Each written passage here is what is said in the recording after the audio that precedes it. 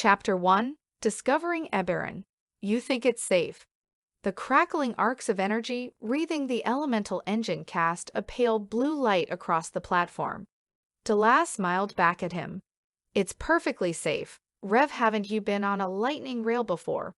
What you see there is just a secondary manifestation. Not that.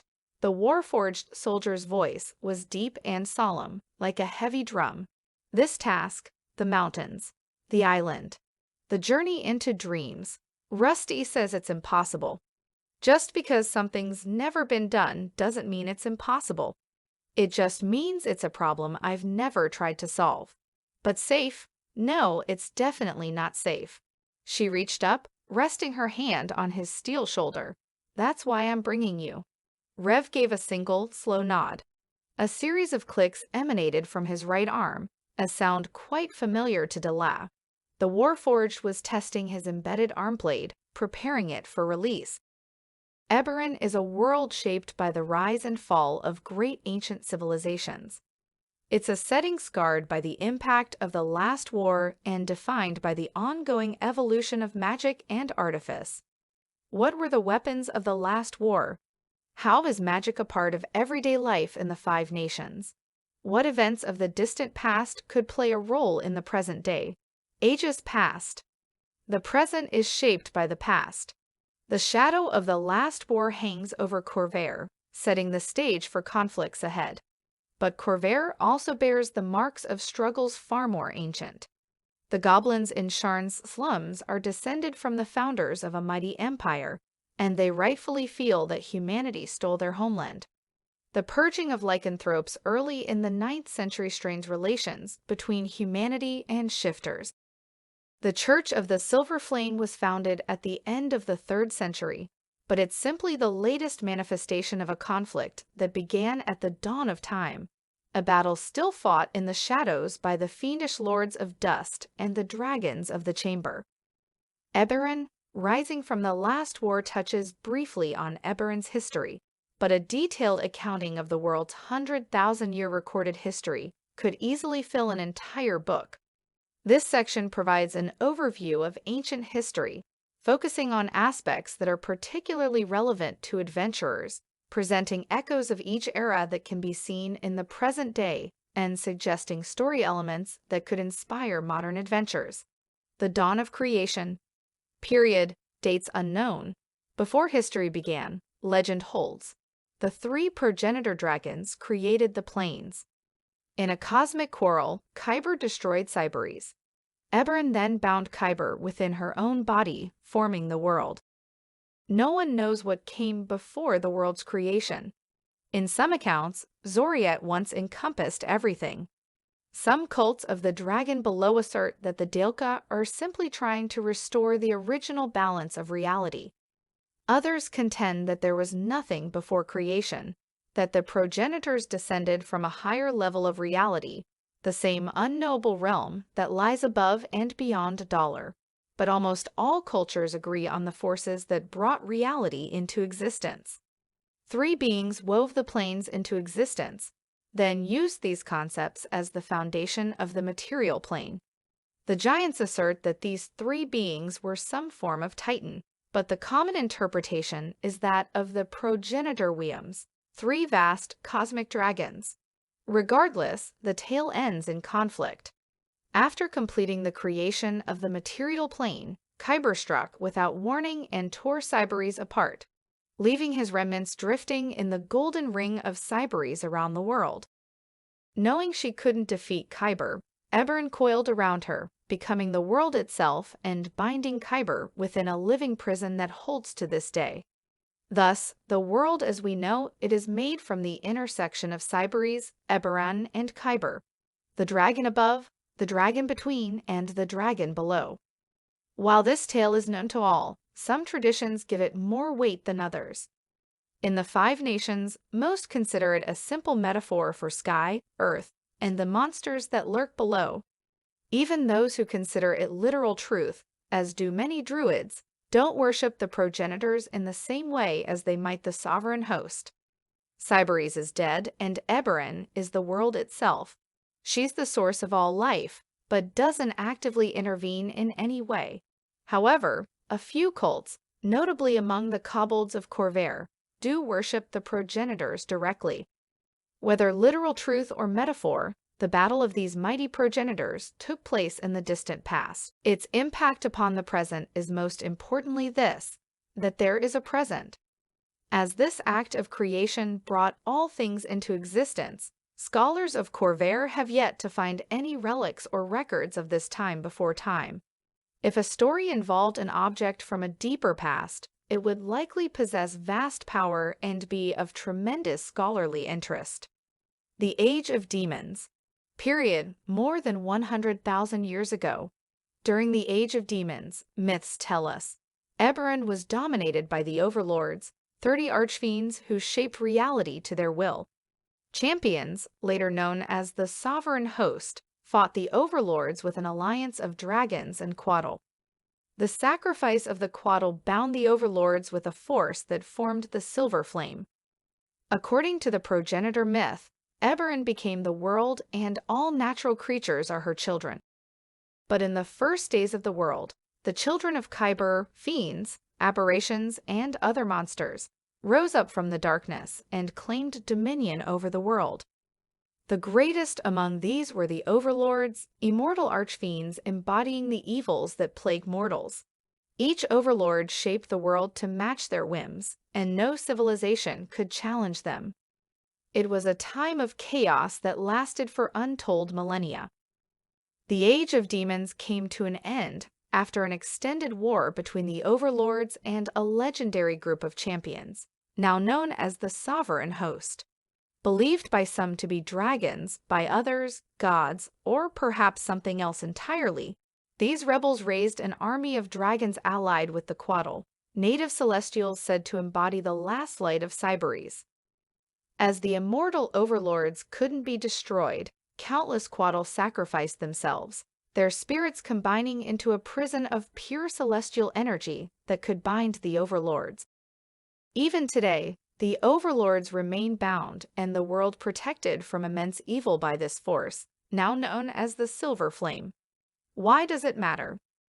The Age of Demons ended 100,000 years ago, long before the foundation of any civilization that exists today.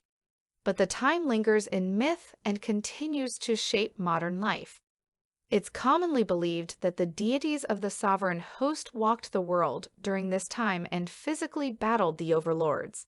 However, many scholars assert that these myths are actually based on the deeds of heroic dragons. For example, the myths of the Sovereign Orion might be inspired by the deeds of a dragon named Aurlanastrix. It's up to the DM to decide the truth, but it could be possible for adventurers to find places or relics tied to the sovereigns from this age. You might find the lance Dal-Ra used when battling Kadashka the Gatekeeper, or the site where she and Dal-Dorn flayed the Mockery for his treachery. Whether tied to gods or dragons, these sites and relics still hold power. While the overlords may have been defeated, they cannot be destroyed. Each overlord is bound in a Kyber dragon sherd and held in its prison by the power of the Silver Flame.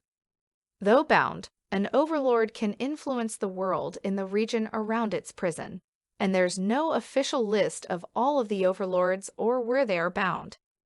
So, if a story calls for a region where the restless dead rise and prey on the living, this could be the prison of Kadashka the Gatekeeper. If a region is suddenly overcome by ice and snow, perhaps the shard prison of Drow Cotterer has been brought there. Each overlord can only be freed if a particular passage of the draconic prophecy comes to pass. The fiends known as the Lords of Dust work to discover and enact these prophecies, while the dragons of the chamber try to stop them. Both sides frequently use mortals as pawns, so adventurers can easily find themselves caught up in these schemes. As they reach higher levels, adventurers might even become active participants in this struggle instead of mere pawns. Though few mortals are aware of it, this is a constant cold war that determines the fate of the world. Dungeons from the Age of Demons are rare, few surviving the passage of time. Any remaining sites would be infused with fiendish or celestial power. A vault created by the Quattle could hold a deadly artifact tied to an overlord. An obsidian fortress might be imbued with Rak-Tulkesh's power, and people who settle there are consumed by homicidal rage. One of the best documented sites is Ashtakala, an ancient city in the heart of the Demon Wastes, said to be the sanctuary of the Lords of Dust. Character ideas. Though the overlords are bound and the sovereigns no longer walk the earth, consider these ways your character might be caught up in their legendary struggle. You have a dragon shard embedded in your flesh, the source of some of your class abilities, for example warlock magic or barbarian rage. This is a sliver of an overlord's prison. How did it come to be a part of you? Do the Lords of Dust want to take it from you, or are you destined to become an avatar for an overlord? You possess an object your parents swore once belonged to a sovereign. Currently it has no magical powers, but perhaps there's some way to activate its potential. You were born in the Demon Wastes and spent your life battling fiends. Have you traveled south pursuing a particular fiend? Or do you follow visions granted by the Silver Flame? The Age of Giants. Period. 80,000–40,000 years ago. During the Age of Giants, scholars describe how giant nations in Zendrick unlocked secrets of arcane magic still unmatched in the modern age. The giants fought the inhabitants of Dalcor, ending the conflict by destroying a moon and thereby breaking Dalcor's link to Eberron. The giants threatened to crush an elvish rebellion with dangerous epic magics, prompting the dragons to step in, utterly destroying Zendrick and cursing the land. In the wake of the Age of Demons, the dragons were the most powerful force in Eberron. Some dragons helped guide lesser creatures, including the giants of Zendrick, in their mastery of arcane magic. As the dragon's increasing dominion caused a surge in the Daughter of Kyber's power, see Chapter 3, the dragons were forced to withdraw to isolation in Argonesson. They remain there to this day, in hopes of preventing her power from increasing further. Multiple nations of giants arose on Zendrick. The Sulet League specialized in elemental binding and mage breeding. They created the drow as living weapons to deal with rebellious elves, and it's thought that fire giants are remnants of the Sulat. The Group of 11 was an alliance of 11 city-states, each led by a powerful Empyrean mage. Their diverse culture valued internal and external competition, believing it drove evolution. The Kulsar Dominion was ruled by mighty Empyreans and sought to dominate all reality. They explored the planes as well as the world. It's not known whether the Kulsar attacked Dalcor or whether the Quarry of the Time sought to invade Eberron, but the two powers fought an extended war. The giants ended the conflict by destroying one of the moons of Eberron with cataclysmic magic, damaging the planar connection between Dalcor and the world. Since then, the Quarry have been unable to physically travel to Eberron, and there are no longer any manifest zones to Dalcor. These actions had devastating repercussions for giant civilization. In the upheaval, many Kulsar subjects used the opportunity to rebel, but the largest uprising was that of the elves, both those oppressed by the Kulsar and warrior elves who had never been conquered by the giants. When the Kulsar threatened to draw on their most dangerous magics, once more to destroy the elves, the dragons emerged in force from Argonesson. They utterly devastated the civilizations of Zendrick, giant and otherwise, then laid curses on the land that are beyond the comprehension of the modern age. To this day, the scourge of the land prevents any advanced civilization from rising again. The Traveler's Curse warps space and makes travel in Zendrick unreliable. The curse known as the Durashka Toll, the madness of crowds, causes civilizations that become too advanced or widespread to collapse into madness. Draconic curses are believed the reason the giants devolved from mighty titans into hill giants and the other giants known today. The full extent of these draconic curses is unknown, but the impact is unmistakable. Why does it matter? The curses laid on Zendrick mean that the entire continent is in essence a vast dungeon, a land that can never be fully mapped or explored. The giants mastered secrets of arcane magic, as yet unmatched by humanity or even by the elves, and as such Zendrik is a source for powerful artifacts, spells, and eldritch machines.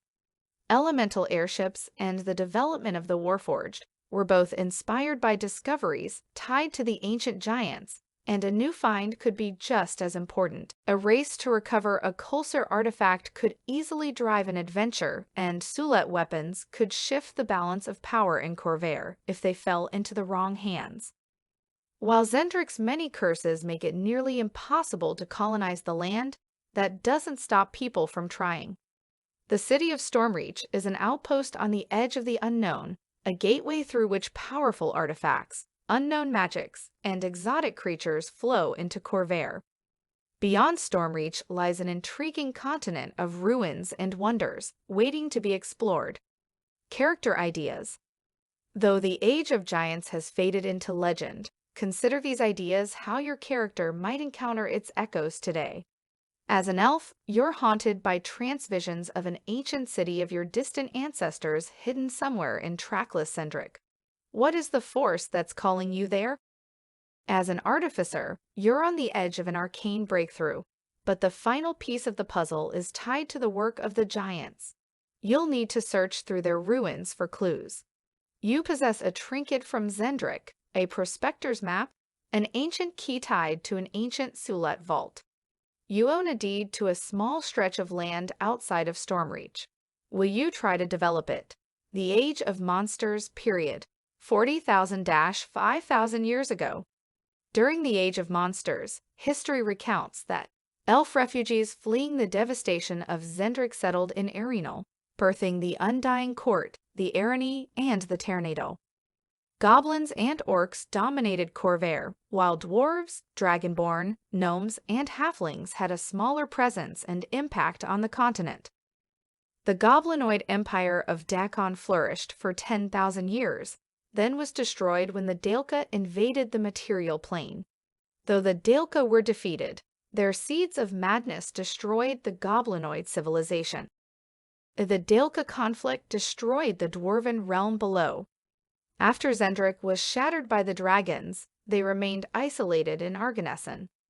Human civilization was slowly taking shape on Sarlona, but the most dynamic cultures of this period were forming on and around the continent of Corvair. The elves founded a new homeland on Erenal Aran's Rest in Elvish, instituting the Undying Court and establishing the cultures that would become the Arani and the Tornado. On Corvair, the goblinoids rose to prominence, founding the Empire of Dakon approximately 16,000 years ago. Over the course of the next 10,000 years, it expanded to dominate all of central Corvair. The Dakoni slowly drove all of their competitors to the fringes, the mountains, the wastes, the marches. They clashed with the Dragonborn of what's now Cubera, the dwarves of the realm below, and Tornadal explorers, but none could stop the advance of Dakon. However, when the Daelka led armies of aberrations through portals from Zoriat, the empire of Dakon was shattered.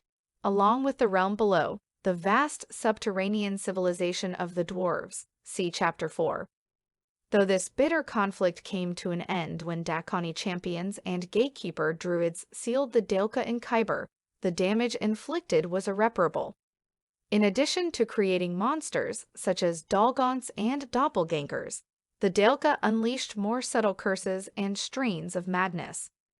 One of these eroded the connection to the goblinoids' shared dream that united Dakoni civilization, see Chapter 4. Within generations, the ancient empire collapsed into civil war. Cults and cruelty spread among the goblinoids, and soon, all that remained on the surface of Corvair were ruins and chaos. Why does it matter? Dakoni ruins are scattered across Corvair. Most major cities of the modern age are built on Dakoni foundations, and there are tunnels and warrens beneath them that have been largely ignored by the human inhabitants. A Dakoni ruin could be viewed as a simple dungeon, but these are the remnants of a proud civilization. What an adventurer sees merely as a useful magical weapon could be an important cultural relic of the goblins. While the empire wasn't as advanced as the civilizations of giants that came before, The Dashur Artificers of Dakon, discussed in depth in Chapter 4, produced remarkable artifacts and were master weaponsmiths with a remarkable understanding of adamantine and other exotic alloys. This is the story that underlies both the rise of Dargon and the recent emergence of the heirs of Dakon. Before the arrival of humanity, goblins and orcs shaped the destiny of the continent, and there are many who yearn to reclaim that ancient glory. Though it occurred thousands of years ago, the impact of the Daelka incursion is still felt across Corvair. The cults of the Dragon Below and the Gatekeeper Druids are active legacies of this conflict. As described in Chapter 4, the Emror dwarves are venturing into the ruined realm below and recovering Daelka symbionts and other relics. While the Daelker remain sealed and scheming, in Kyber, adventurers could stumble upon ancient fortifications, an organic Daelka vault, or some other remnant of this forgotten war. Character ideas. Whether your character is a goblinoid, orc, or a more recent inhabitant of these lands, consider these ways the Age of Monsters might inform your past and your future. As a character from the Shadow Marches, you carry an heirloom amulet you've sworn to keep safe. Have you learned that it's part of the wards that bind the Daelka in Kyber, and that cultists bound to a particular Daelka will be hunting you, trying to destroy the amulet? You're obsessed with the early history of Corvair, and are always searching for leads on ancient Dakoni ruins and Daelker relics. Are you a city goblin or Therash half-orc searching for your roots, or just a scholar of another race that's fascinated with the period? As a Dakoni goblinoid, see Chapter 4, you are an advanced scout for a Dakoni catch. Were you sent to reclaim lost Dakoni artifacts, or are you studying the people of the surface, identifying weaknesses, and considering if any are worthy allies? You possess a Dakoni weapon, claimed by your ancestor and handed down through your family. There is power in the blade, but it only flows through a bearer when they prove worthy, and you haven't. Can you master the blade? And what will happen when you encounter the heirs of Dakon? Recent history. Scholars at Morgrave University call the last 5,000 years the Age of Humanity, contending that its defining trait is the rise of human civilization and its spread from Sarlona to Corvair. The gnome sages of the Library of Kornberg call it the Dragonmarked Age, asserting that the appearance of the Dragonmarks and the achievements of the Dragonmarked houses are more significant in the grand sweep of history than mere human achievements. Most people dodge this debate by simply referring to it as the modern age. Regardless of where you stand on this argument, a great deal has happened over the last 5,000 years.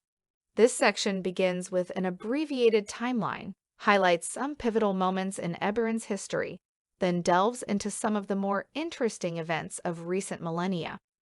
Abbreviated timeline -4100. The Great Pine Olean is awakened, some say by a gatekeeper druid, others by Vivarok herself. Over time, Olean becomes recognized as the Great Druid, a spiritual authority respected by all the druids of the Eldeen reaches. -3200. The Mark of Hospitality appears among halflings of the Talenta Plains. The Mark of Shadow and the Mark of Death appear among the elves of Erenal.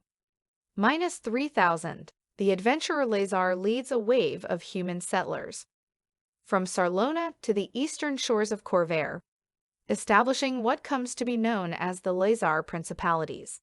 The Mark of Healing appears among halflings of the Talenta Plains. -2975 Malian, the Reaver builds a fortress amid goblin ruins on the edge of the Dagger River, naming his keep Sharat. Over time, it expands to become a powerful city. -2800 humans are aggressively expanding across Corvair, fighting and oppressing the goblins and other natives. The Mark of Scribing appears among the gnomes of Zalargo. -2650. The Mark of Sentinel appears among humans in the expanding city-state of Korth. -2600. The Erni discover that the line of Vol, which carries the Mark of Death, has been performing mage breeding experiments with rogue dragons in hopes of enhancing the mark.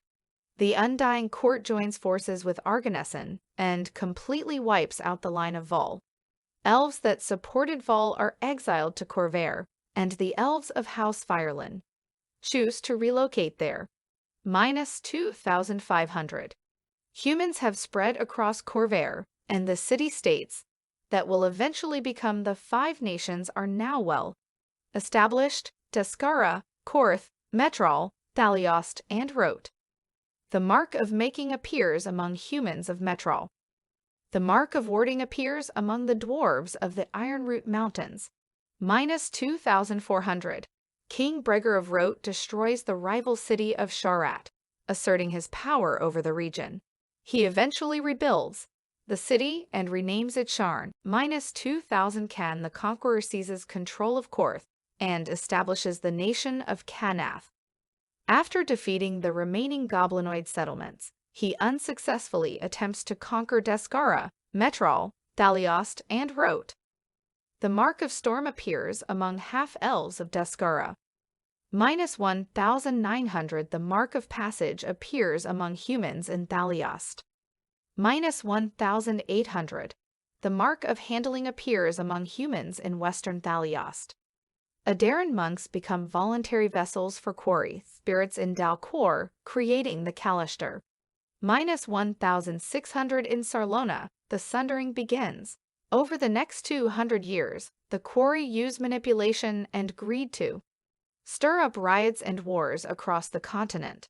These conflicts lead to a wave of human refugees settling on Corvair, notably in the Shadow Marches and the Demon Wastes.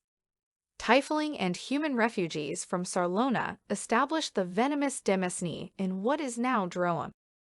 -1,500. The Mark of Detection appears among half-elves of Rote. The 12 is established, forging a strong alliance between the Dragonmarked houses and standardizing many practices. This leads to the War of the Mark, as the 12 works to eradicate aberrant Dragonmarks. The city of Sharn is ruined in one of the final battles of the war. -1,043. Galifar Winarn is born in Kanath. -1,022. Galifar assumes rulership of Kanath. -1,012. Galifar begins his campaign to unite the 5 nations. He abolishes the practice of slavery in his domain and promises freedom to the oppressed subjects of his enemies. This draws a significant number of goblins to his cause. -1,005. Galifar meets with the 12 and establishes the Korth Edicts, establishing that the houses will remain a neutral force, forbidding them from holding land or noble titles, while promising them regulatory power and industrial preeminence in exchange for their support. -1,000. The Mark of Finding appears among the people of the Shadow Marches. 998. After a long campaign of conquest and diplomacy, Galifar I unites the nations of Corvair under his rule, declaring this realm the United Kingdom of Galifar. During the later reign of Cyre's son, Galifar the Dark, a new calendar establishes this year as the first year of the kingdom, Ik. To Ik, Galifar I appoints his 5 eldest children as governors of the provinces of the new kingdom. He renames these regions after his children. Descara becomes Thrain, Metrol becomes Cyre, Thaliost becomes Onder, and Rote is named Breland after his daughter Bray. Galifar's son Karn governs Karnath, which remains unchanged. 5 Ik, Galifar I and Princess Bray begin the reconstruction of the ruined city of Sharn. The Ertain family invests heavily in the construction. 15 Ik, Galifar I establishes the Arcane Congress. 22 Ik, the rogue dragon Sarmandelorix carries out a reign of terror. When Prince Thrain raises an army to face her, she slays him and scatters the army. The area devastated in the battle becomes known as the Burnt Wood. Sarmandelorix isn't seen again for centuries. 28 Ik, the decade-long Galifar-Lazar War begins. 40 Ik, Galifar I, now 85 years old, steps down and passes rulership of the kingdom to his eldest daughter, Cyre. 53 Galifar I dies. 106 House Kundarak is recognized by the dragon-marked houses and becomes part of the 12. 298 The Year of Blood and Fire. The overlord Belshazzar is partially released from his bonds, and fiends terrorize Thrain. 299 The paladin Tiramirn sacrifices herself to rebind Belshazzar. Her allies establish the Church of the Silver Flame, and the Cathedral of Flamekeep is built around the Pillar of Fire marking her sacrifice. 347 House Lyrander takes possession of an island off the coast of Onder to create Stormhome. 498 House Sivis discovers heirs with the Mark of Finding while exploring the Shadow Marches. Sivis helps the Marchers build House Tharashk, which is quickly recognized by the 12. 512 King Darun orders the construction of the Starpeaks Observatory in Onder, now used by the Arcane Congress to study the moons and stars. 778 A group of Medusas emerge from Khyber and take possession of Kazakh Dral, a Dakoni ruin in what is now Droam. 789 House Sivis message stations begin operations, dramatically improving long-distance communication. 802 The Kingdom of Galifar, in cooperation with the dragon-marked houses, funds the upgrade of the trade city of Stormreach on the northern peninsula of Zendrik. 811 The first lightning rail connects Flamekeep and Fairhaven. 830 Lycanthropy surges in the Towering Wood. The people of Western Onder suffer a wave of attacks and whereat infiltration. 832 Keeper of the Flame Jalin Sol launches the Silver Crusade to eliminate the threat of lycanthropy. An army of Templars is dispatched to Onder, and Templars across Corvair seek to expose and eliminate hidden lycanthropes. 845 King Jurat begins a public works project to connect all of central Corvair via lightning rails. Within 20 years, lines connect the Five Nations, Zalargo, the Emrorholds, and the Talenta Plains. 878 House Denith begins to provide clients with goblinoid mercenaries from the Dargun region. 882 Keeper Javar Darren declares an end to the Silver Crusade. 894 King Jurat, the last ruler of Galifar, dies. Thalen, Caius, and Roan reject the succession of Meshan. Roger backs his sister's claim, and the last war begins.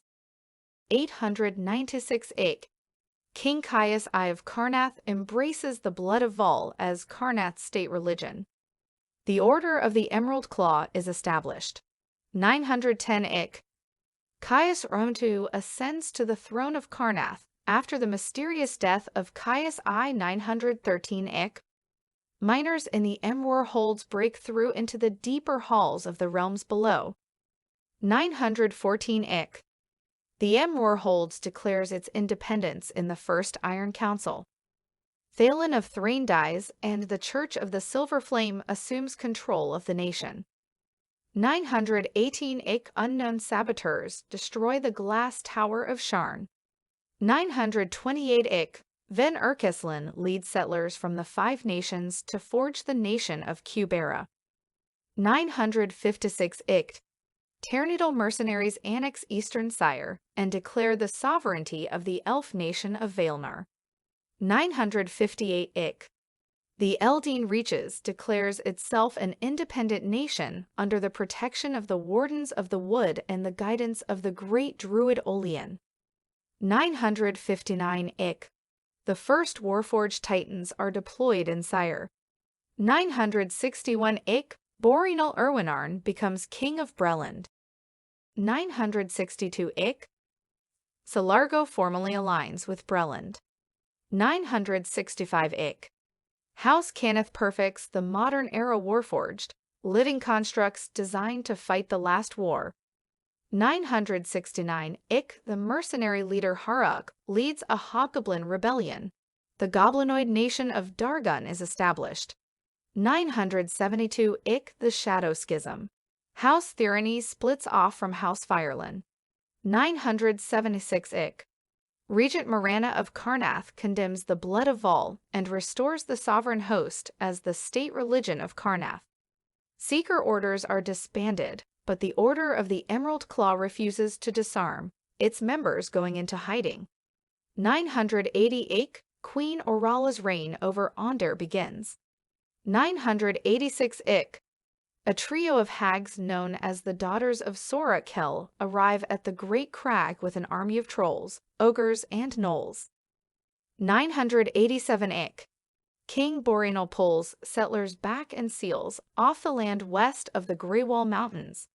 The Daughters of Sora Kel declare the sovereignty of the nation of Droam.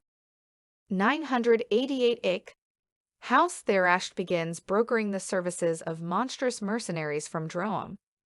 The criminal organization Dosk establishes a presence in Sharn. 990 The first elemental airships go into service for House Lyrender. 991 Caius Roman III's rule of Karnath begins. 992 a group of disavowed Brelish commandos establishes the criminal organization known as House Tarkanen in Sharn. 993 Jaladarin, then 6 years old, assumes the power of the Keeper of the Silver Flame.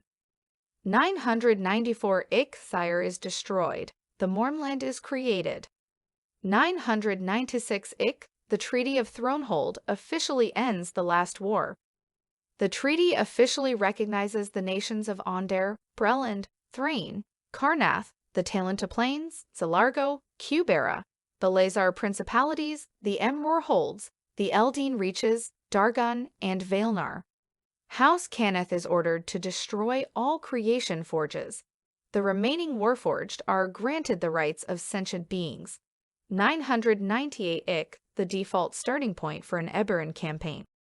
The War of the Mark, period. Approximately 1,500 years ago, the first aberrant dragon marks appeared soon after the true dragon marks. At the time the dragon-marked houses joined together as the 12 aberrant marks were spread across the 5 nations.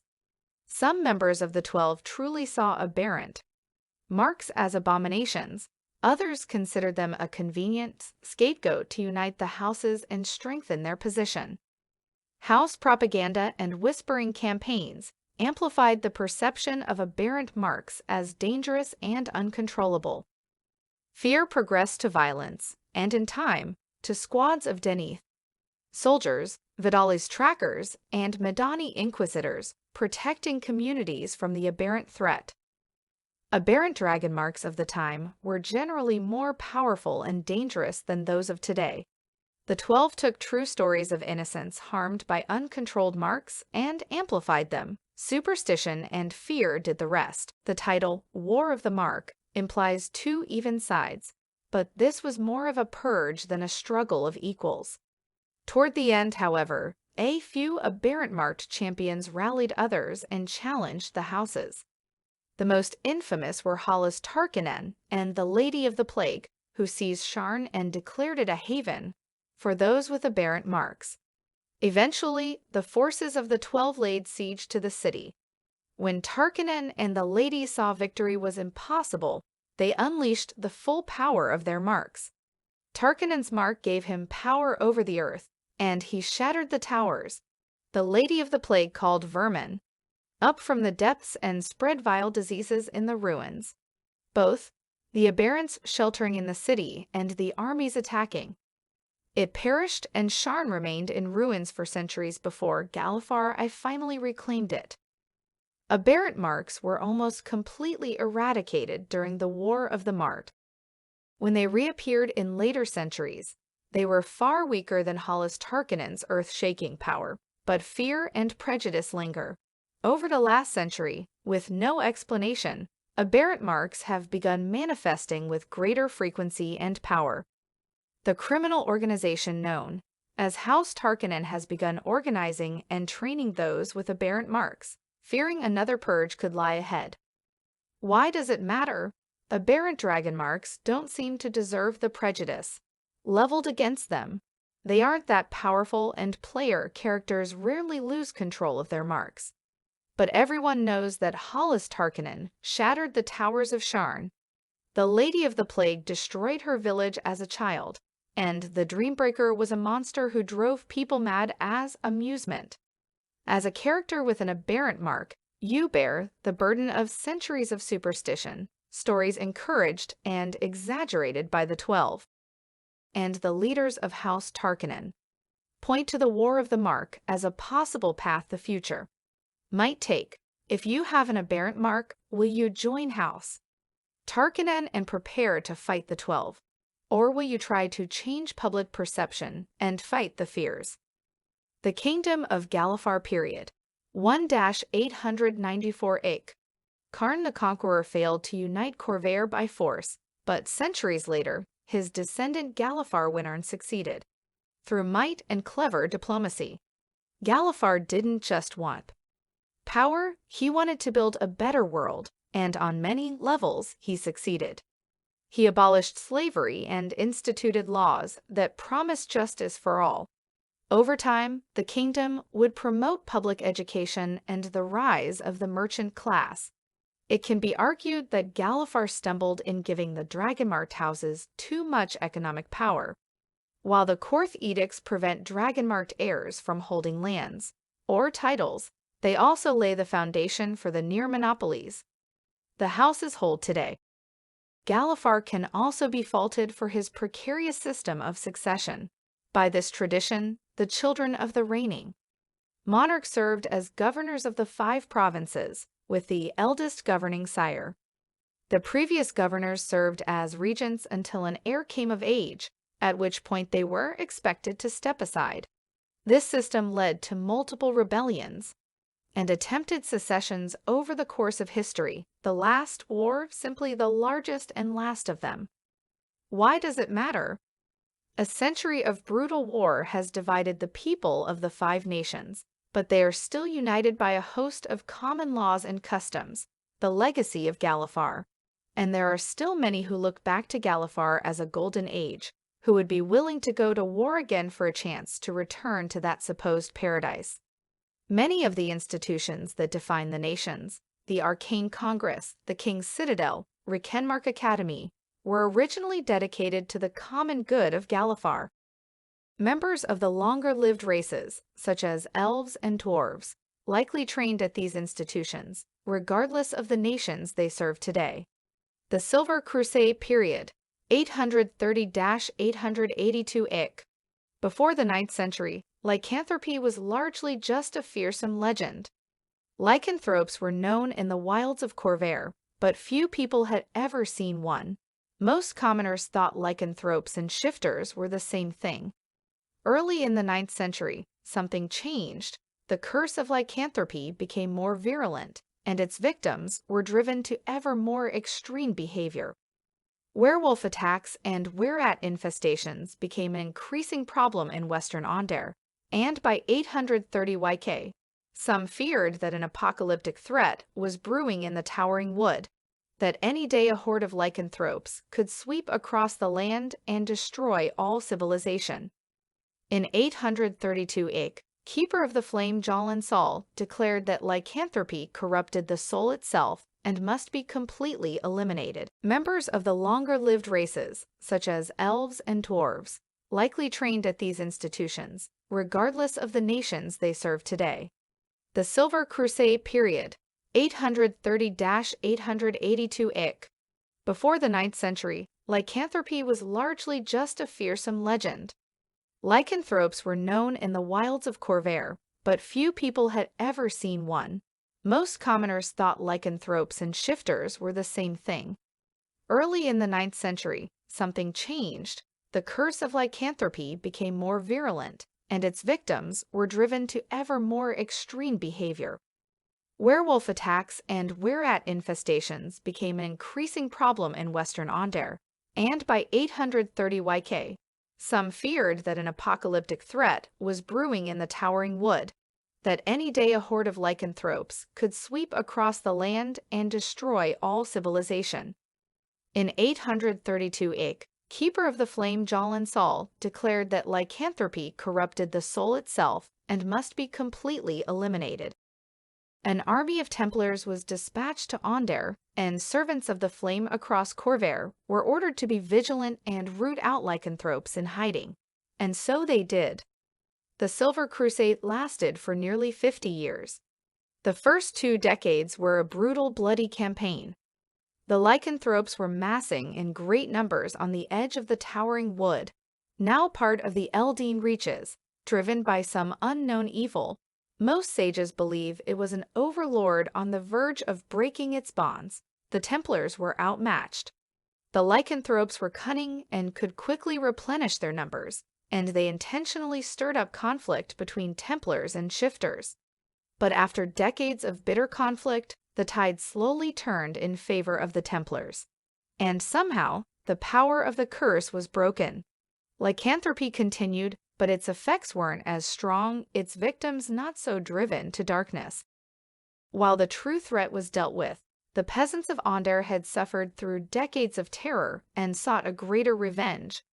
The next 30 years saw an ongoing inquisition as zealous converts to the faith, later classified as an extremist sect, the Pure Flame, sought to hunt down every remaining lycanthrope. In the process, many innocents, including a great many shifters, were tortured and slain. So the Silver Crusade began as a selfless act that may well have saved Galifar, but ended up as an outlet for paranoia and hatred. Why does it matter?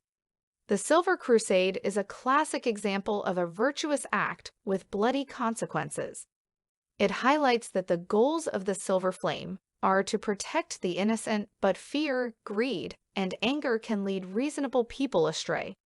It's the origin of the Pure Flame, an extremist sect whose narrow vision of the flame is as a ruthless weapon with which to burn evildoers.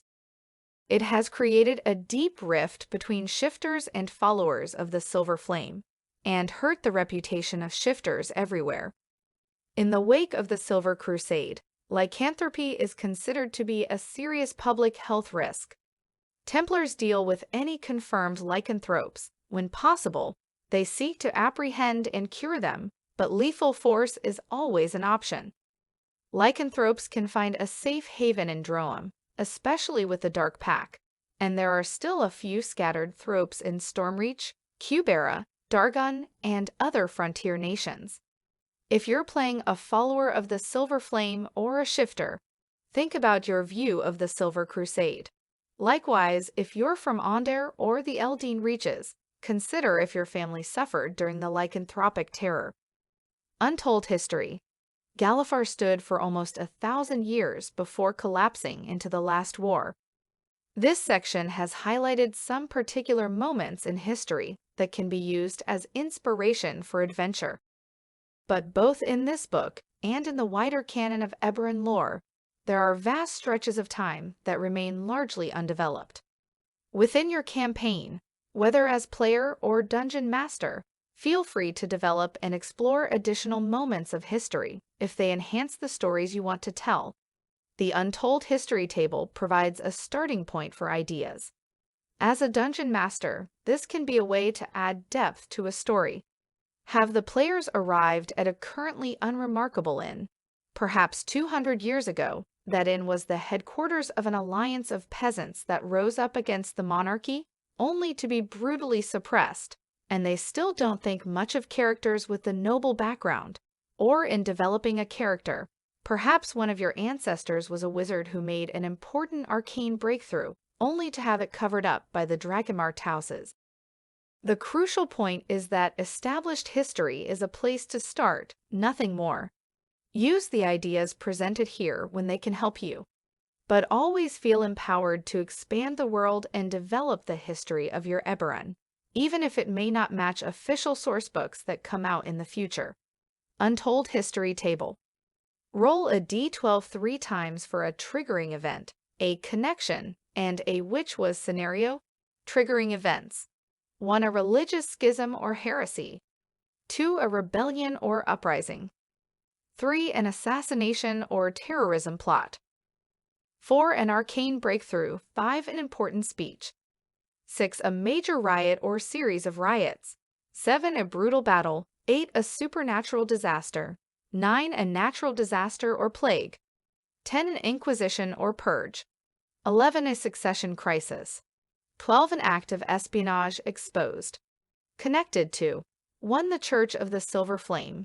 2. An alliance of peasants. 3. The 12 or the Arcane Congress. 4. A winner and heir, or the sovereign. 5. A brilliant artificer or wizard. 6. A faction of dragon-marked heirs. 7. Eldine druids. 8. A cult of the dragon below. 9. The king's citadel. 10. The sovereign host. 11. An ambitious aristocrat. 12. Changelings, Kalister, or shifters, which was 1. Mysteriously forgotten, 2. Covered up by the authorities, 3. Responsible for long-term change, 4. Brutally suppressed, 5. Revealed to be an inside job, 6. Tied to the Lords of Dust, 7. Never explained, 8. Responsible for an ongoing feud, 9. The cause of many deaths, 10. Commemorated with a holiday, 11. Turned into a popular song, 12. Arranged by. Roll again on connected to table. Cyre, before the morning, the jewel in Galifar's crown. Wondrous Cyre. Cyre was the heart of the United Kingdom of Galifar. But what was the nation actually like? Since Cyre has fallen, lore often focuses on the current plight of the refugees and not on the nation they lost.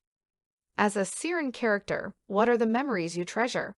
What was your childhood like? If you hope to rebuild your nation, what is it that you aspire to recreate? What are dreams imagine?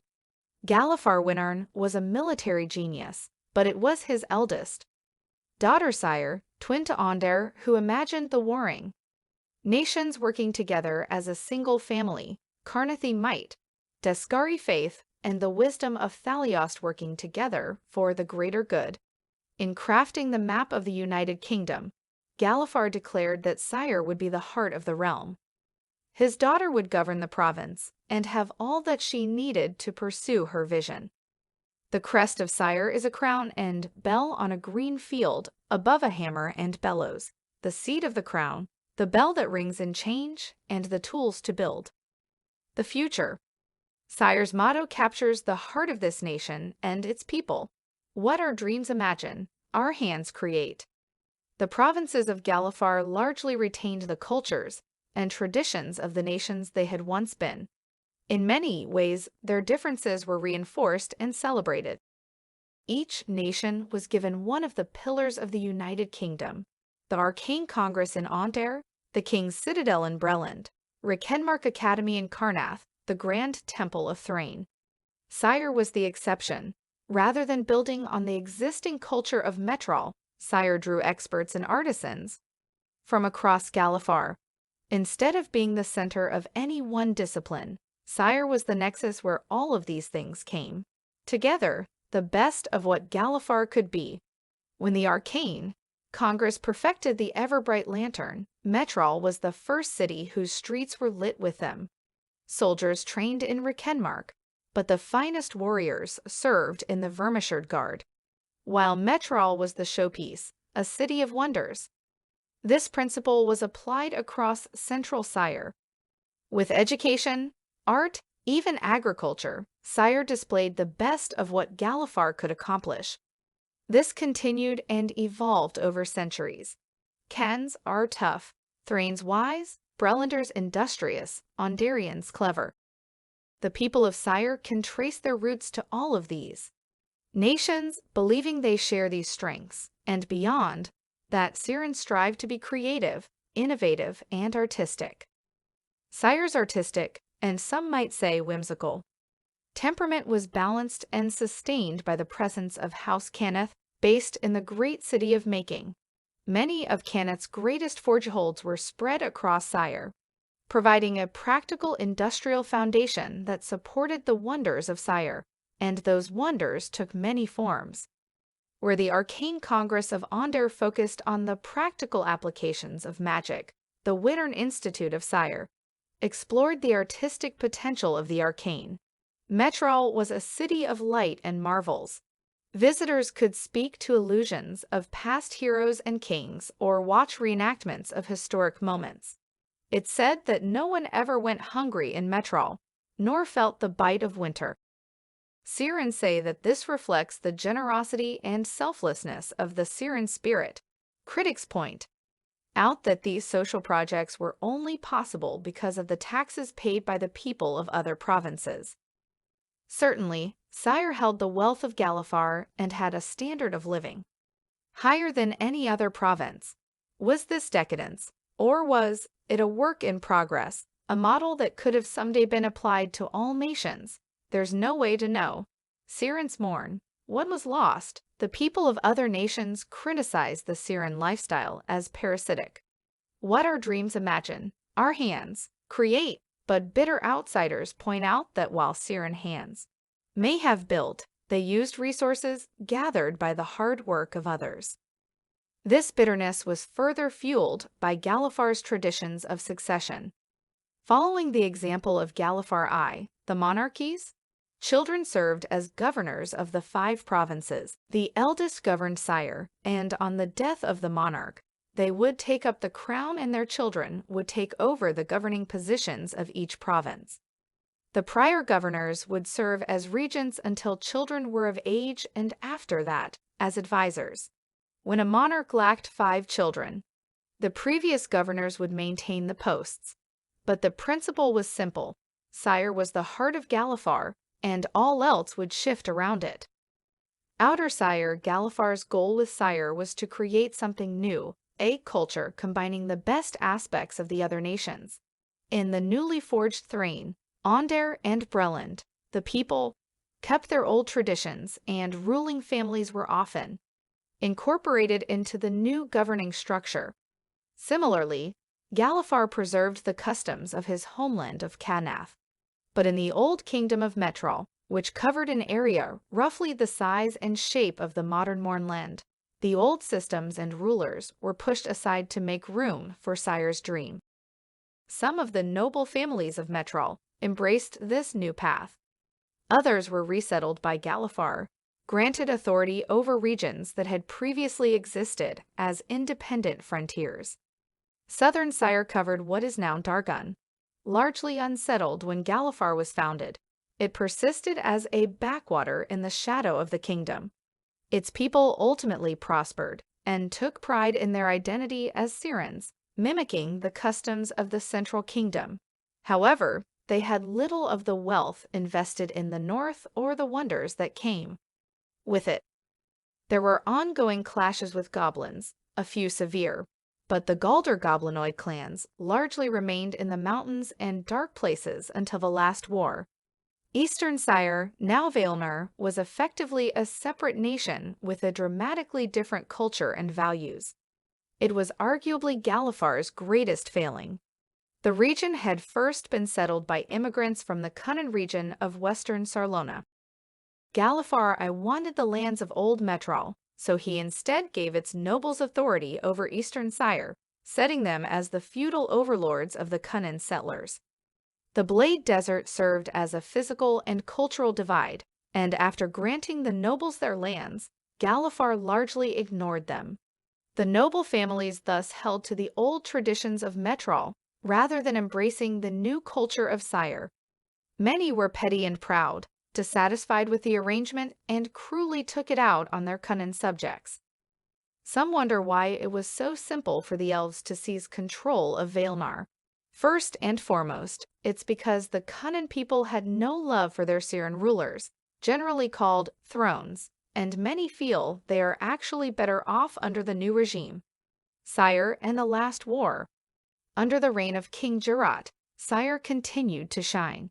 Aspiring artists and young nobles made their way to the heart of the kingdom, while the most promising artificers settled in the city of making.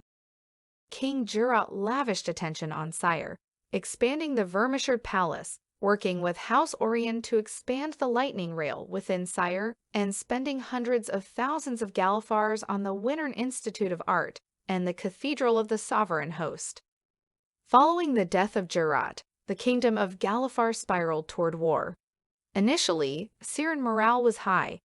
Queen Mishan had centuries of tradition behind her.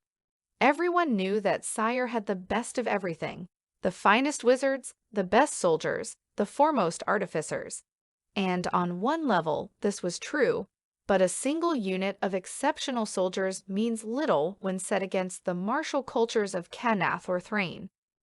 Cyre's finest wizards were artists and theoretical scholars, whereas Onder had long worked on magic as a tool of war. And the expert artificers were largely tied to House Canath, which remained neutral in the war. If you consider the nations as characters, Thrain is a paladin, Canath is a fighter, Onder is a wizard, and Breland is a rogue. In this party, Cyre is the bard, elegant, clever, and doing a little bit of everything, but best when working with others, not prepared to stand alone against a powerful foe. Cyre adapted. It had to. Initially, it relied heavily on mercenaries, as it was the seat of Galifar's treasury and had the gold to spare. But as time passed and the scope of the conflict became clear, Cyrans devoted themselves to war. Cyre lacked the martial spirit of Canath or Thrain, but its people were sustained by the absolute belief that they were in the right. Beyond that, in the eyes of the people, Cyre was Galifar. It embodied the ideals of the kingdom, the best of what it could be, and that was something worth fighting for. Nonetheless, the struggle dealt a tremendous blow to the Cyran psyche. For centuries, Cyrans had seen themselves as the stars of the show, beloved by all.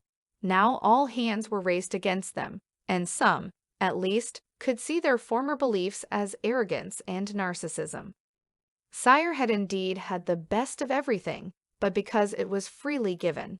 Now the Arcane Congress devoted its knowledge purely to the good of Onder, Rikenmark trained only Cans, and the King's Citadel served Breland. Yes, Cyre had echoes of all these things. Its wizards were still a match for any nation other than Onder, and the Vermishard Guard formed the core of Cyre's new military academy. But it was clear that the Cyran dream had been sustained by many hands, and now the nation had to learn to stand on its own. Cyran style. For a millennium since its founding, Cyran culture blended the traditions of other nations. However, the last war built walls between Cyre and the other nations, and each evolved in this century of relative isolation. Cyrans know the old Artificers songs beloved by Ondarians, but few know the epic of Valiant and Vigilant, a tale of martial bravery close to the heart of every modern Ondarian. Nor do they know the maxims of Begardane that now serve as a cornerstone of Brelish culture. Even so, Cyrans see their culture as being founded on the best principles of Galifar, and can still find some common ground with people of any nation. A Cyran can play conqueror with a Can, sing an Artificers song with an Ondarian, and debate religion with a Thrain. This reflects the founding principles of Cyre, to gather the best aspects of Galifar and to build upon them. Cyrans believe there's no single perfect path. Diversity is a source of strength, but there's always room for improvement. Cyran culture is thus a strange chimera, a blend of familiar elements from across Corvair combined with a steady, ongoing evolution. A Cyran musician might play Canathi funeral dirges in the style of a Thrain devotional. It's a puzzle where the pieces are known, but they're constantly being arranged in new ways. Some citizens of the other nations believe this is appropriation, that the Cyrans are carrion crawlers who steal from others, while arrogantly believing they can do better. But the Cyrans themselves assert that this approach is rooted in love, not arrogance, and call it the Cyran appreciation. In playing a Cyran, you can find familiar things anywhere you go. But what do you treasure in your memories of Cyre? Do you cling to the past, or do you embrace the Cyran principle of always striving to find a new and better way? Fashion. Cyran fashion blends practicality with endless diversity. Cyran clothing begins with a simple foundation. This base layer may be colorful, but it's first and foremost practical and durable. Whether breeches, skirts, shirts, or gowns, a Cyran starts with whatever the wearer finds most comfortable. Again, this base level is well made, but it's more functional than decorative. After starting with simplicity, the Cyren adds flair.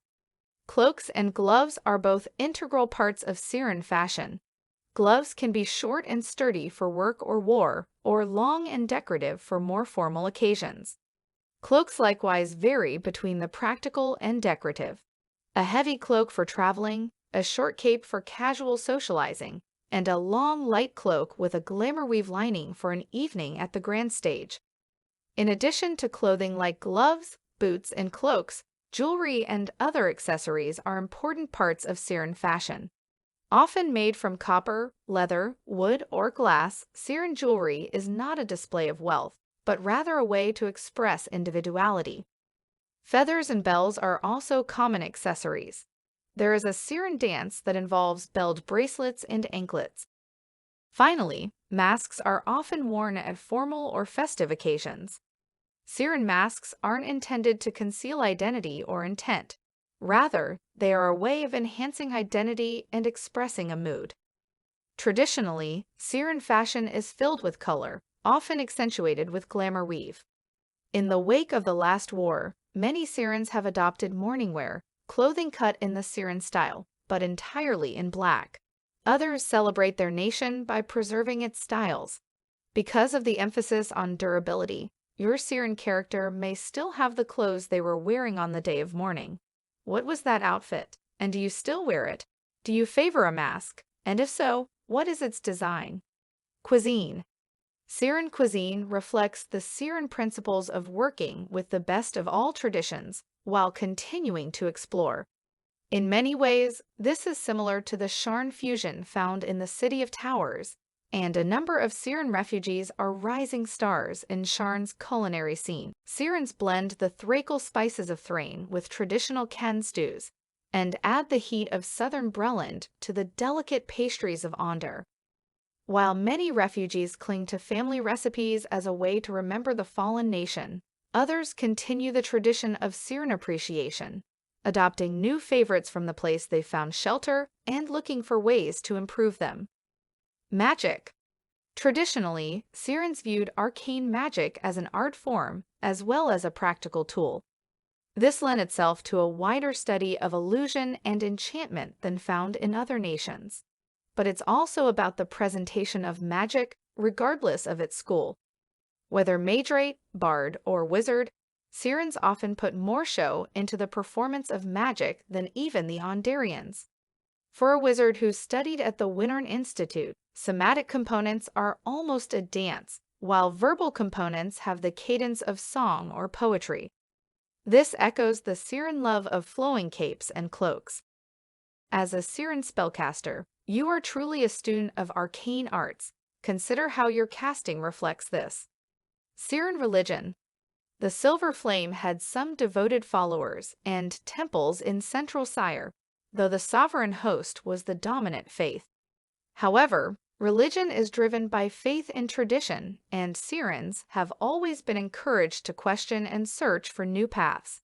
Outer Cyre is a different story. The nobles of Eastern Cyre were and are devout vassals, convinced they have a divine right to leadership. The people of Southern Cyre are less arrogant, but most hold to a quiet, steadfast faith in the sovereigns. The war drove some Cyrens to embrace their faith more tightly, but for others it was another source of doubt. Likewise, the mourning threw many devout Cyrens into a crisis of faith, while for others, it actually strengthened it. A devout follower of the Silver Flame doesn't question the cause of the mourning, they simply seek to protect the innocent from harm. Vassals of the sovereign host trust that there is a purpose to their suffering. Meanwhile, in the wake of the mourning, some Cyrens have turned to the blood of Vol or cults of the dragon below, cursing the gods they once worshipped or following a darker vision. There are also a number of new strains of the old faiths, Cyren twists on the flame, and the hosts that seek to adapt traditions to make sense of the war and the world. In playing a Cyren, whether a divine caster or other religious character, consider the impact the mourning had on your faith. Are you conflicted and struggling to hold to your beliefs? Or was the mourning a source of inspiration? You know you have a divine purpose, that your people need you. If you're tied to an existing faith, Do you follow the standard traditions, or have you found an unusual path? The three sires. When most people say Cyre, they're thinking of Central Cyre. When they speak of Syrian refugees, they are referring to the people who fled the Mourning. But there were Syrian refugees long before the end of the war. The Tyranital elves established the eastern kingdom of Vaelnar in 956 YK, while Lesh-Haruk claimed southern Cyre as Dargun in 969 YK. While Vaelnar was an unpleasant surprise, it had relatively little impact on the nation. Eastern Cyre had always been isolated, and the Cunnan majority embraced elf rule. The refugees were thus a handful of nobles who were painfully out of touch with the traditions of the Central Kingdom. The loss of Dargun was a more significant blow. Southern Cyre was a backwater, but this was still close to home, and it resulted in a flood of refugees that the war-torn nation was ill-prepared to handle. In creating a Syrian character, consider which Cyre you're from. Central Cyre. If you're from Central Cyre, odds are good that you think of your home as the true Cyre. Before the Mourning, did you give much thought to the refugees of Vaelnar and Dargun? Even now, do you think of them when you think of your homeland? Are you devoted to the idea of rebuilding your nation and clinging to your memories and traditions? Or following the Syrian appreciation, are you instead looking forward and trying to find a new and better path, even if that means abandoning the dreams of Cyre? Eastern Cyre. As an Eastern Syrian, you're tied to a noble family with roots in Old Metral, before Galifar even existed. You don't accept any of the nonsense about Cyre being the best of Galifar or challenging tradition. If people had stuck to the old ways, perhaps all of this could have been avoided. Your people were devoted to the sovereign host and truly believed that Orion had chosen you to rule. At the same time, your lands have been lost for over 40 years, and the people of Central Cyre have never avenged you or shown your family the respect you deserve. You're not as affected by the Mourning as some, because it wasn't your sire that was destroyed. Now the others just get to see how you feel. While your character has noble ancestry, you're unlikely to choose the noble background, as nobody would care about such claims. Do you despise the Vaelnar and hope to reclaim your long-lost homeland? Or do you want to rally Syrian survivors around the true royal bloodlines, challenging Orgev and re-establishing the long-forgotten kingdom of Metral? Southern Cyre. Your people have been struggling for decades in Southern Cyre, eking out a life in camps and shelters. You were encouraged to take up military service. It was easier to send you to the front than to find a new home for you. Many of your friends and family chose to idolize Queen Danal and Central Cyre, believing that she had a vision and would rebuild Galifar, restoring an age of wonders. Did you feel that way? Were you an optimistic idealist, or were you bitter and angry at the nation that failed to protect you? Are you loyal to Cyre, or are you solely concerned with Dargun and taking vengeance on the goblins? The wonders of Cyre. Cyre was a land of wonders, but it's now lost to the Mournland, leaving Syrians with only memories. Some of its most renowned marvels stood in Metral, including the Vermishards. 7 spires rise up from Metral, a natural or supernatural wonder. These plateaus held the ancestral homes of the noble lines of Old Metral, with the royal Vermishard the seat of the Syrian crown. However, over centuries, other powers, such as House Cannith and House Fireland, made their way to the Vermishards as well. Cannith and Fireland worked together with Syrian Magrites to embed illusory lighting into the Vermishards, their glittering spires becoming a remarkable part of the Metral skyline. The Wittern Institute of Art. The Wittern Institute was both one of the foremost academies of magic in Corvair and one of its most amazing museums, exploring the artistic potential of the arcane. Treasures of the pre-Galifar kingdoms were displayed here along with modern works of art. In addition to purely artistic exhibits, the Hall of Kings allowed visitors to converse with illusory replicas of the past rulers of Galifar. Though some cultures preserve their rulers so they can advise successors, such as the Arani Elves in Chapter 3 and the Medusas of Kajak Dral in Chapter 4. The Illusions of the Hall of Kings were merely a tourist attraction. The Vault, the royal treasury of Galifar, was commonly known as the Vault. While there were reserves hidden around the kingdom, the Vault included both the mint, Cyre's primary reserves of currencies and precious metals, and important cultural artifacts deemed too valuable to be displayed.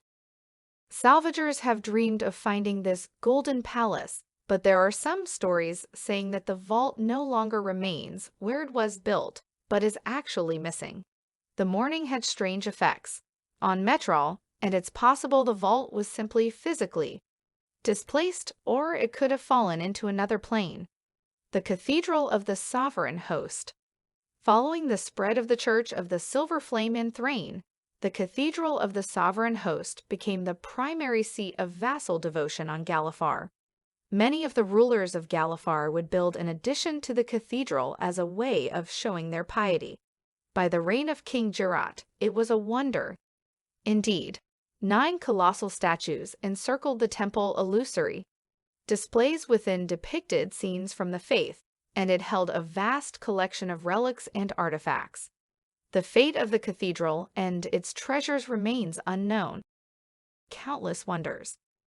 These wonders just scratch the surface of what was possible. Onder had floating towers. Cyre expanded on this with floating gardens, flower petals falling on the wind to the cities below. Even small towns had crystal theaters where audiences could scry on the great performances in the demoscene of shape. There was always music in the air and lights in the sky. With this in mind, feel free to create wonders of your own imagination. Cyre was the seat of House Cannith and House Fireland, second only to Onder in arcane sophistication. What your dreams imagine, their hands could create, and even if they didn't create the things you dream of, people might believe that they did, as the legends of Cyre only continue to grow now that the kingdom is lost. Playing a Cyran survivor. As a Cyran, you come from a culture that strove to find the best in all things, that encouraged creativity and innovation. But your people also lived through a century of betrayal and war, fighting enemies on all sides. How has this affected you? Are you an idealist who still believes in the promise of Galifar? Someone who believes that the 5 nations can and should unite? Someone who tries to bring people together?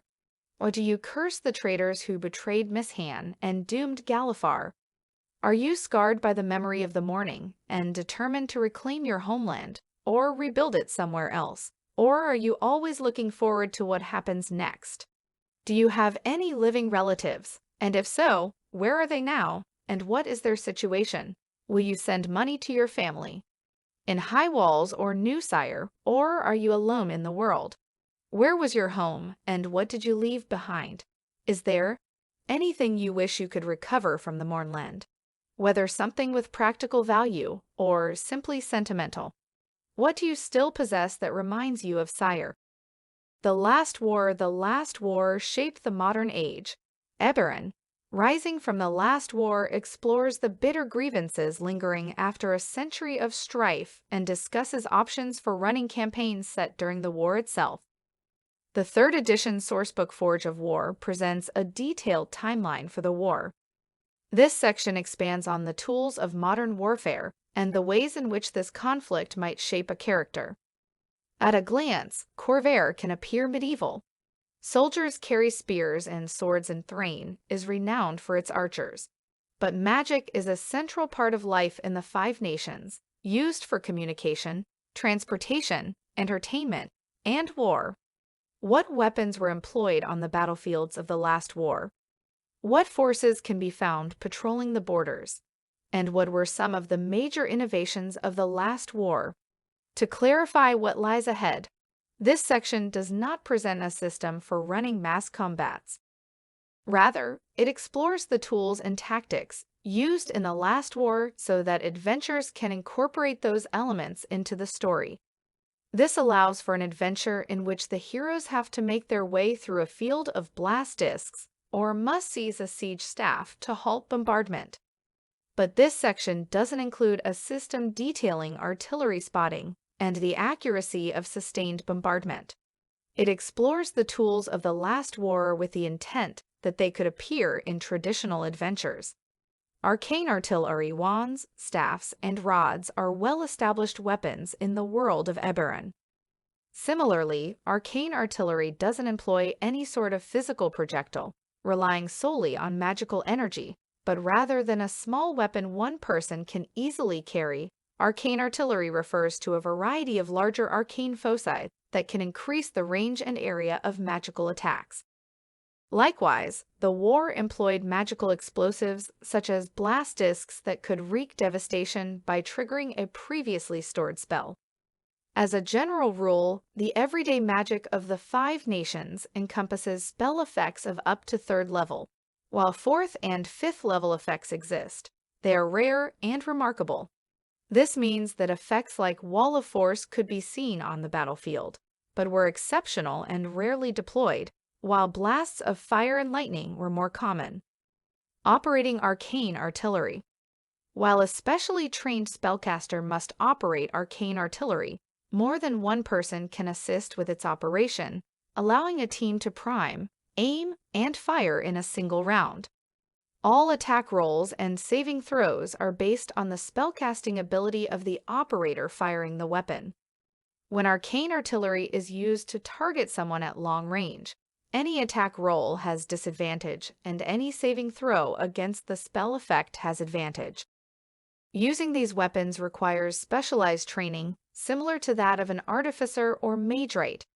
Someone trained to operate arcane artillery is generally called a bombardier.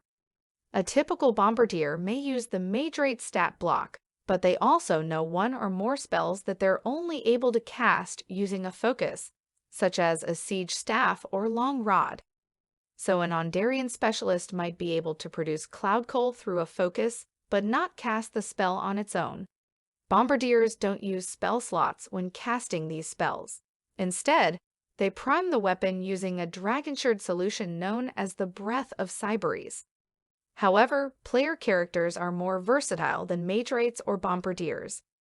The DM could allow your spellcasting character to use artillery without penalty if it fits the needs of the story, or if you have a background that justifies it. For example, if you're a wizard with a soldier background. Otherwise, the DM could say that you can operate it at a penalty.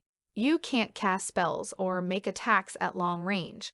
Your attack rolls have disadvantage, and saving throws against your attacks have advantage. As a player character, you can prime the weapon using the Breath of Cyberes, or you can expend a spell slot as usual when priming the artillery. Breath of Cyberes.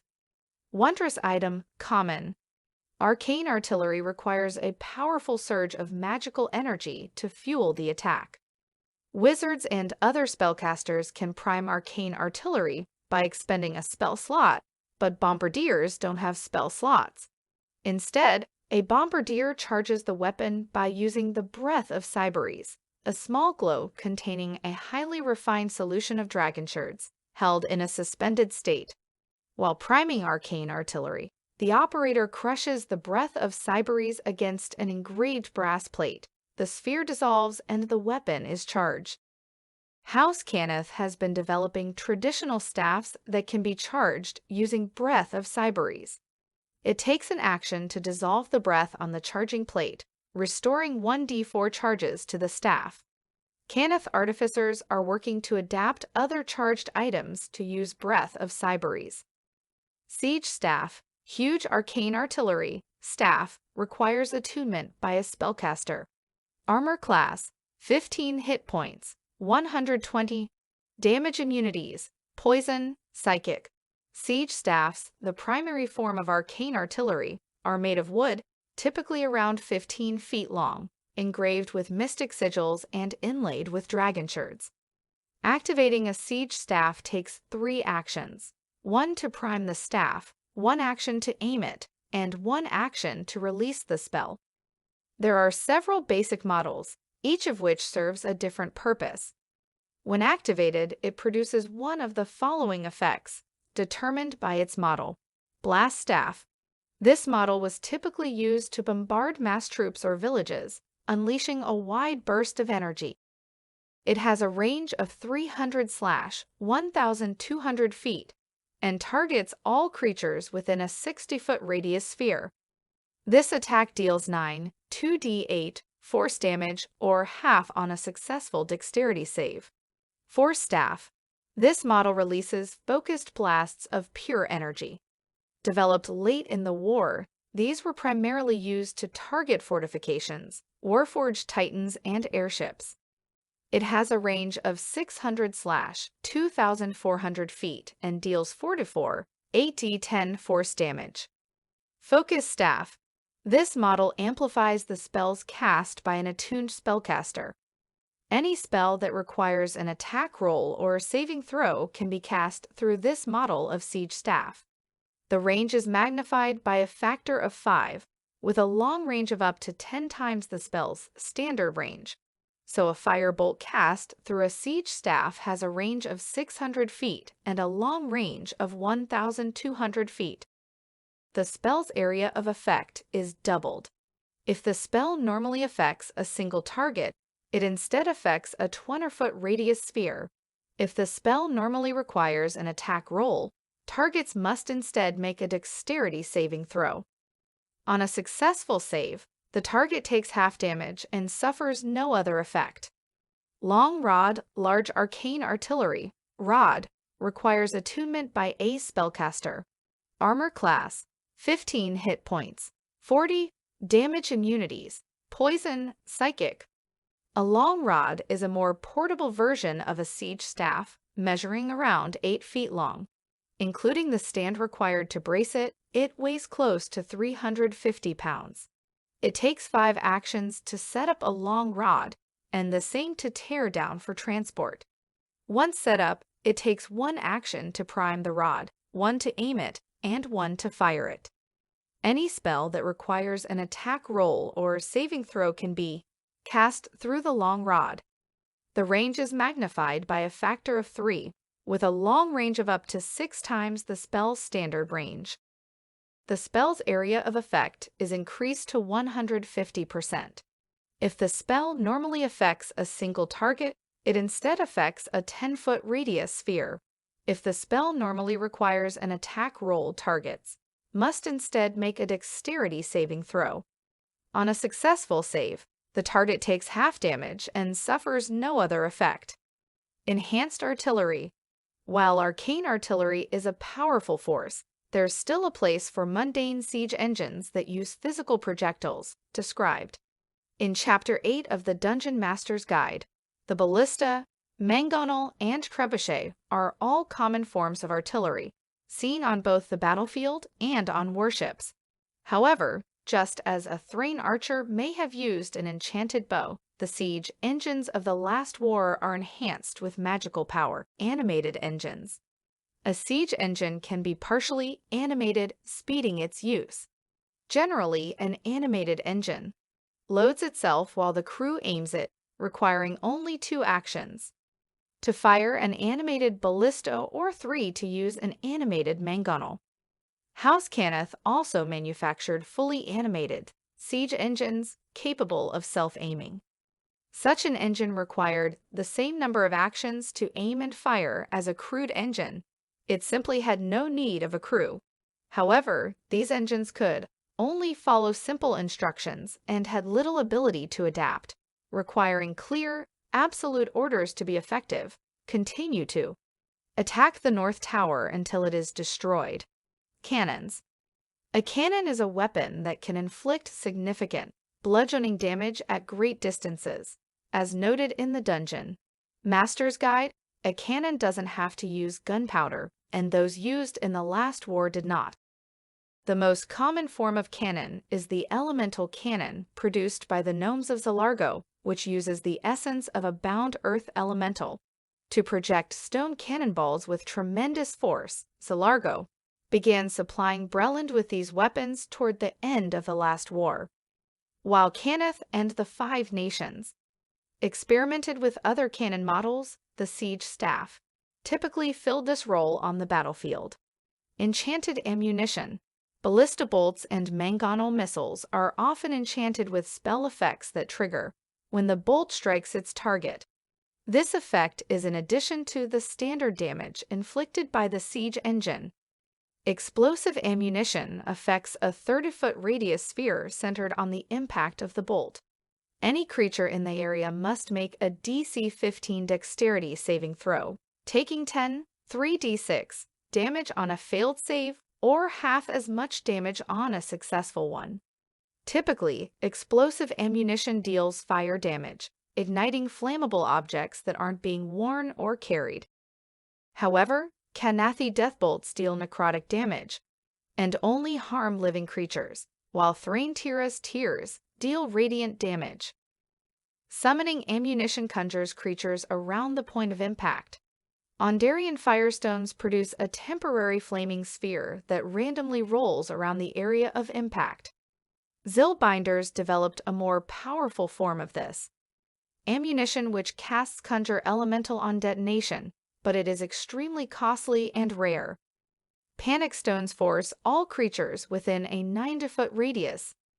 Sphere centered on the impact of the stone to make a DC 12 Wisdom saving throw. Any creature that fails the saving throw drops whatever it is holding and becomes frightened for 1 minute. Frightened creatures must use the dash action to move away from the panic stone. If an affected creature ends its turn more than 90 feet away from the panic stone, it can make a wisdom saving throw. On a successful save, the effect ends for that creature. Arcane explosives. The blast disc is the most common form of magical explosive used in the Five Nations. While blast discs serve a similar role to bombs or landmines, they can produce a wide range of magical effects. A blast disc could trigger a burst of confusion and start a riot, or summon a rampaging elemental into a crowded town square. All nations employed blast discs during the last war. When exploring abandoned battlefields, untriggered blast discs are an ongoing threat. While all nations used simple force or fire explosions, there were a few variations tied to specific nations. Onder made extensive use of high-powered blast discs. They were infamous for Dragonhawk squads equipped with Cloudkill discs. Breland utilized the base model of explosive discs. Cyre experimented with psychoactive effects, confusion, fear, and explosions that dealt psychic damage. During the ascendancy of the Blood of Vol, Kanath created discs that first dealt necrotic damage, then inflicted effects, such as Dance Macabre, killing victims with the initial explosion, then animating the corpses to prey on survivors. Thrain developed blast discs that dealt radiant damage, a useful tool against Kanathi undead. Toward the end of the war, Thrain was working on Dawn discs.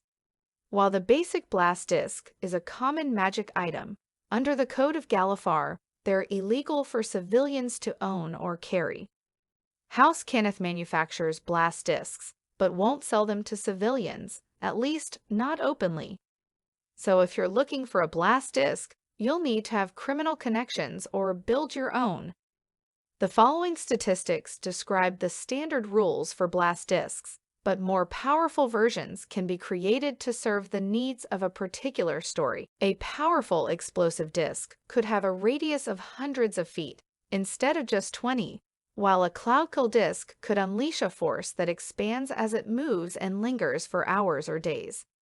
Many different forms of artillery and explosives were developed during the war, often abandoned once they proved too expensive or difficult to produce. The above are only a few examples of the magic-empowered tools used during the war, and as always, you are encouraged to introduce others if they enhance your story. The scale of damage. At first glance, the damage associated with many weapons described here may seem low. How is it that a massive siege staff could end up dealing less damage than a staff of flame? But in developing weapons of war, consider who those weapons are targeting. The typical soldier in the armies of the Five Nations would use the Guard or Bandit stat block, both of which have 11 hit points. When large numbers were called for, nations would employ peasant levies, most of who would use the commoner stat block with a mere 4 hit points. Hit points are an abstract concept, a combination of physical and mental durability, the will to live and luck. That range of 4-11 hit points is normal. A typical person on the street could be mortally wounded by a single well-placed crossbow bolt. The high hit points of exceptional individuals, such as player characters, reflect their role as heroes, people who somehow avoid a deadly strike or who can grit their teeth and persevere through damage that would send a lesser person into shock. When designing weapons and battle magic, the mages of Arcanics and Artificers of the 12 were using the typical soldier as the baseline, not a player character. So consider the fireball. It has a range of 150 feet, affects a 20-foot sphere, and deals 8d6 fire damage. This is designed for an elite squad fighting against exceptional foes. It deals high damage with a significant area of effect. But imagine you're fighting 120 guards with longbows who start shooting at you once you enter their long range of 600 feet. You may never get close enough to cast your fireball. Even if you do, the damage output is far greater than you need, an average of 28 damage against enemies with 11 hit points. Fireball is an excellent tool for a small squad engaging powerful foes, which describes the typical party of adventurers. But on a battlefield of common soldiers, it proves inefficient, as range and radius are more important than high damage output. The siege staff may not inflict as much damage as a staff of fire, but it hits more enemies and from farther away.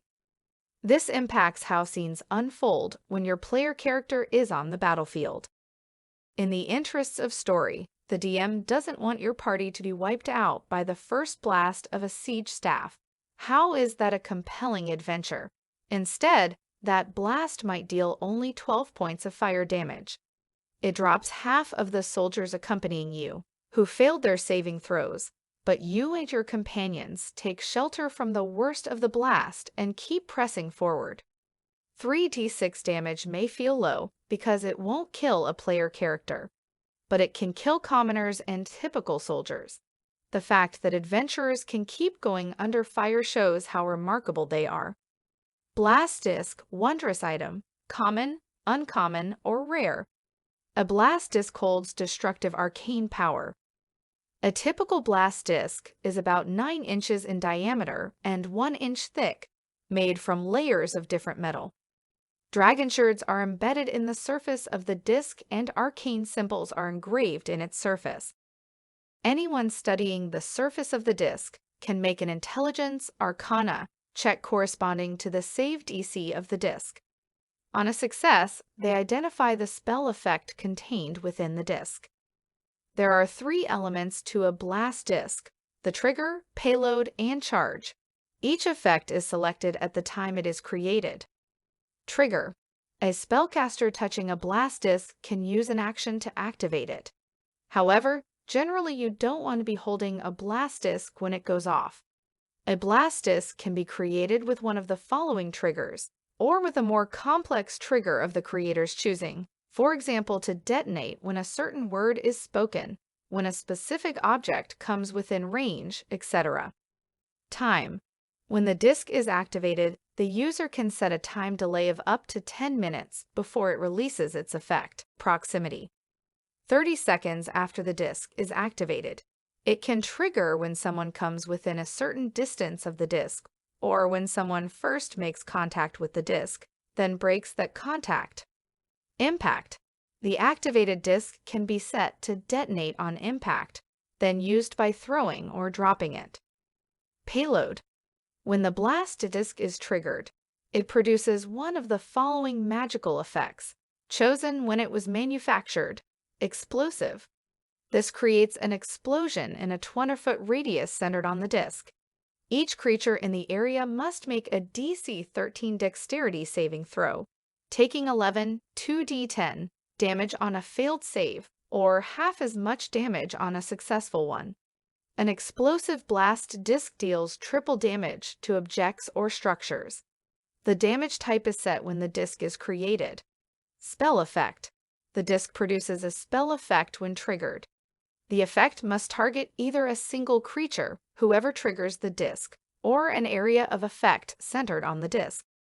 The level of the spell in the disc determines the saving throw DC and attack bonus, as well as the item's rarity, as shown on the Blast Disc Power table. Blast Disc Power. Explosive is common with a save DC of 13. First, third spell level is uncommon with a save DC of 14 and a +6 attack bonus. Fourth, fifth spell level is rare with a save DC of 16 and a +8 attack bonus. Charge. A typical blast disc holds a single charge, the dragon shards shattering when the effect is triggered. However, more advanced blast discs recharge at dawn. This increases the rarity of the disc by 1 category. Disarming a disc. When used on the battlefield, blast discs are typically buried or hidden. Finding the disc requires a successful intelligence investigation check, with a DC equal to the ability check that was used when it was hidden, such as Wisdom, Nature, or Dexterity, Sleight of Hand. To disarm a blast disc, a character with proficiency in Arcana must succeed on a Dexterity check using Thieves' Tools, with a DC equal to the save DC of the disc. If the check is failed by 5 or more, the disc detonates as if it were triggered. Successfully disarming a blast disc expends 1 charge, meaning most blast discs will be rendered inert after disarming. Air Forces. While the elemental airship is a recent innovation, aerial combat has long been a part of warfare. Flying scouts are a basic component of reconnaissance. Aerial commandos can bypass fortifications and strike at the heart of the enemy. Air cavalry equipped with ranged weapons or spellcasters can make devastating strikes on ground troops. Flying mounts. These beasts are the most common form of aerial cavalry. Most are bred and trained by House Vidalis, though a few nations have their own personal traditions. Hippogriffs are the most common Vidalis flying mount. All nations use these to some degree. Griffins are another Vidalis staple. Tougher than hippogriffs, griffins were often used to carry a strike force into the middle of a conflict, fighting alongside their passengers. Pegasi are exceptional mounts, but are rare and can't be forced into service. The House Vidalis enclave in Sharn is one of the few places where they're trained, and Breland has an elite force of Pegasi riders. Many Emor clans have established relationships with manticores, and Kundarak is known for its manticore cavalry. Onder is renowned for its dragonhawks, creatures similar to giant eagles, and long ago adopted them as the nation's national symbol. Since long before Galifar, the nobles of Thrain have maintained a small stable of wyverns. While these are especially notable examples, many other animals, including glidewings, giant hawks, giant eagles, and giant owls, are used as mounts and could be encountered during the last war. This diversity is reflected in Sharn's annual race of 8 winds. While one rider needs to guide the beast, larger mounts can carry multiple riders.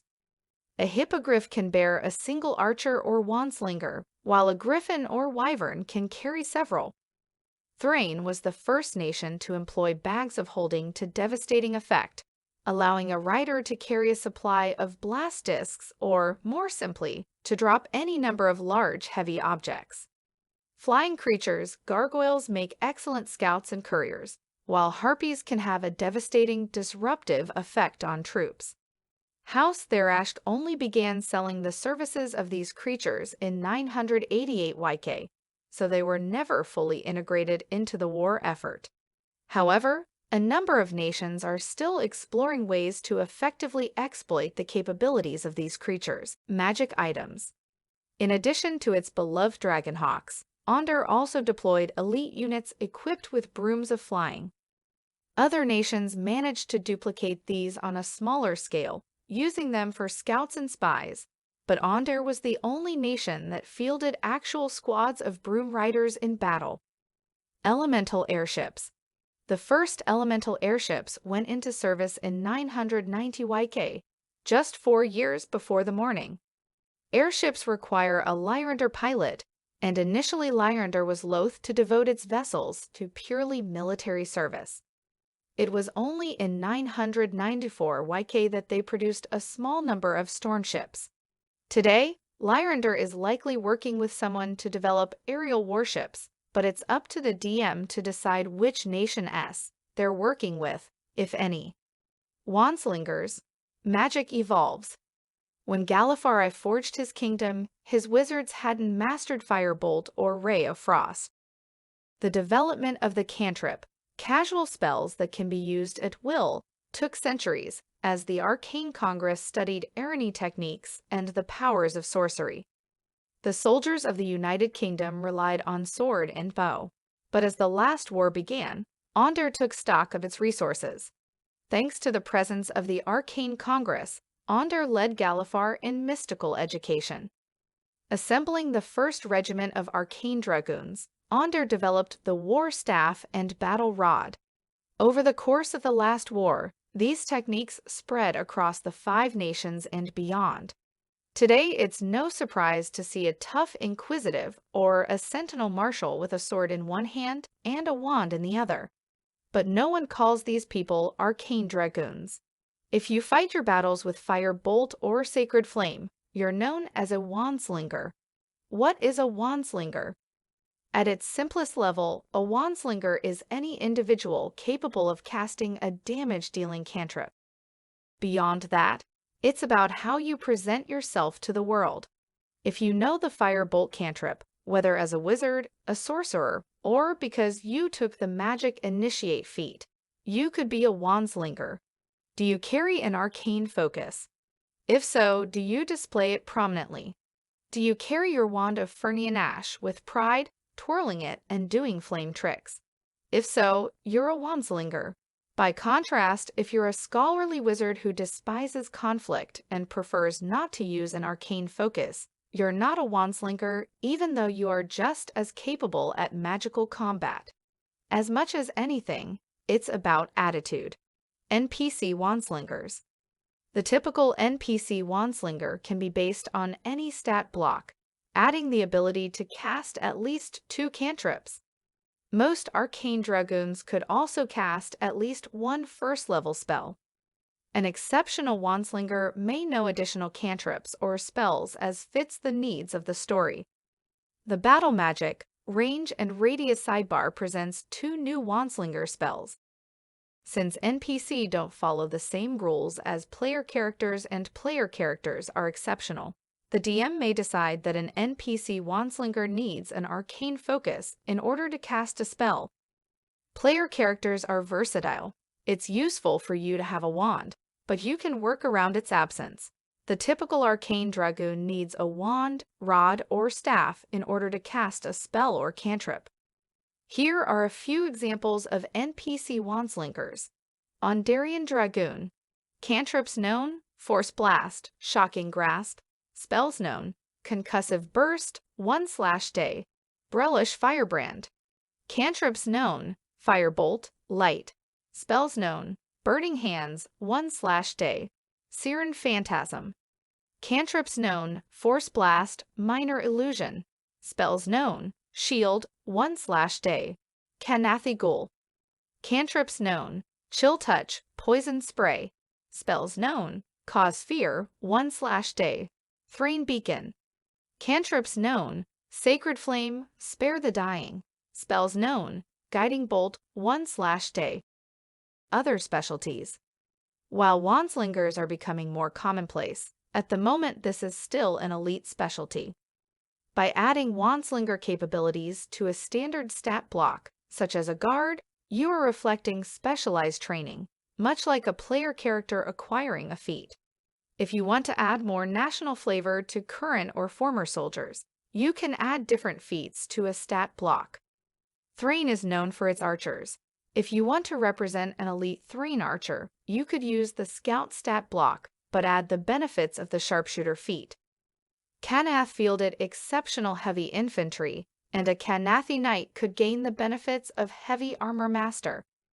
Battle Magic, Range and Radius.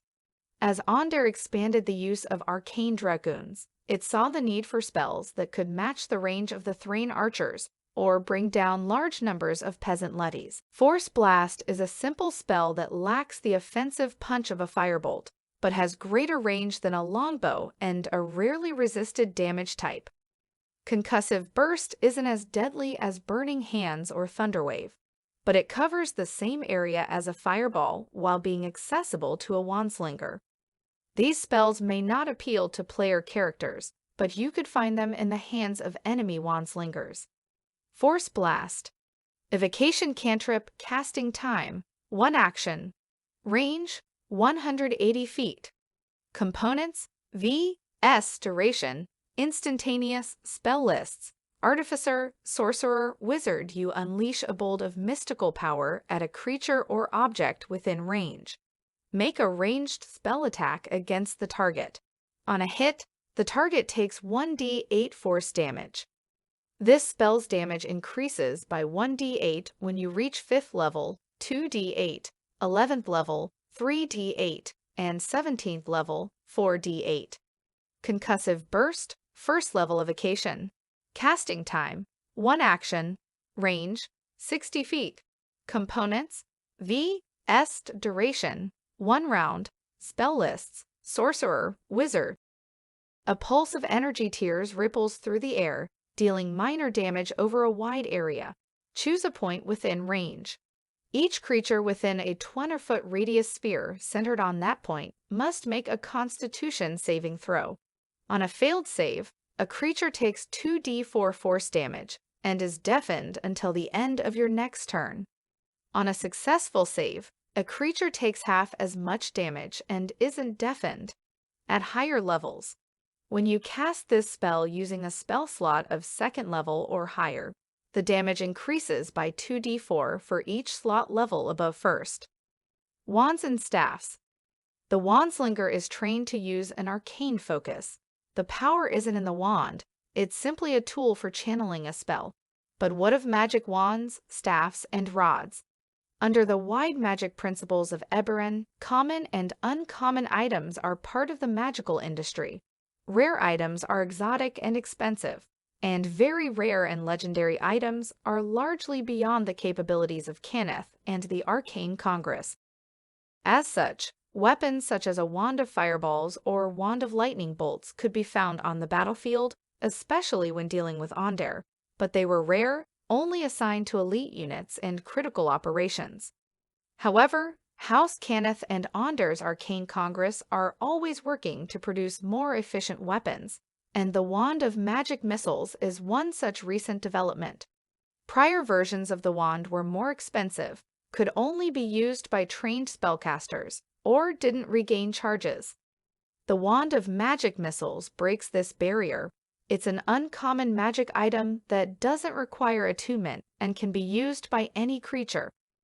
A wealthy Wandslinger could carry a brace of wands, unleashing a barrage of bolts from a new wand each round. Wands of Magic Missiles may be found in the hands of criminal enforcers, royal guards, or any number of other professionals, and can potentially be purchased across the 5 nations.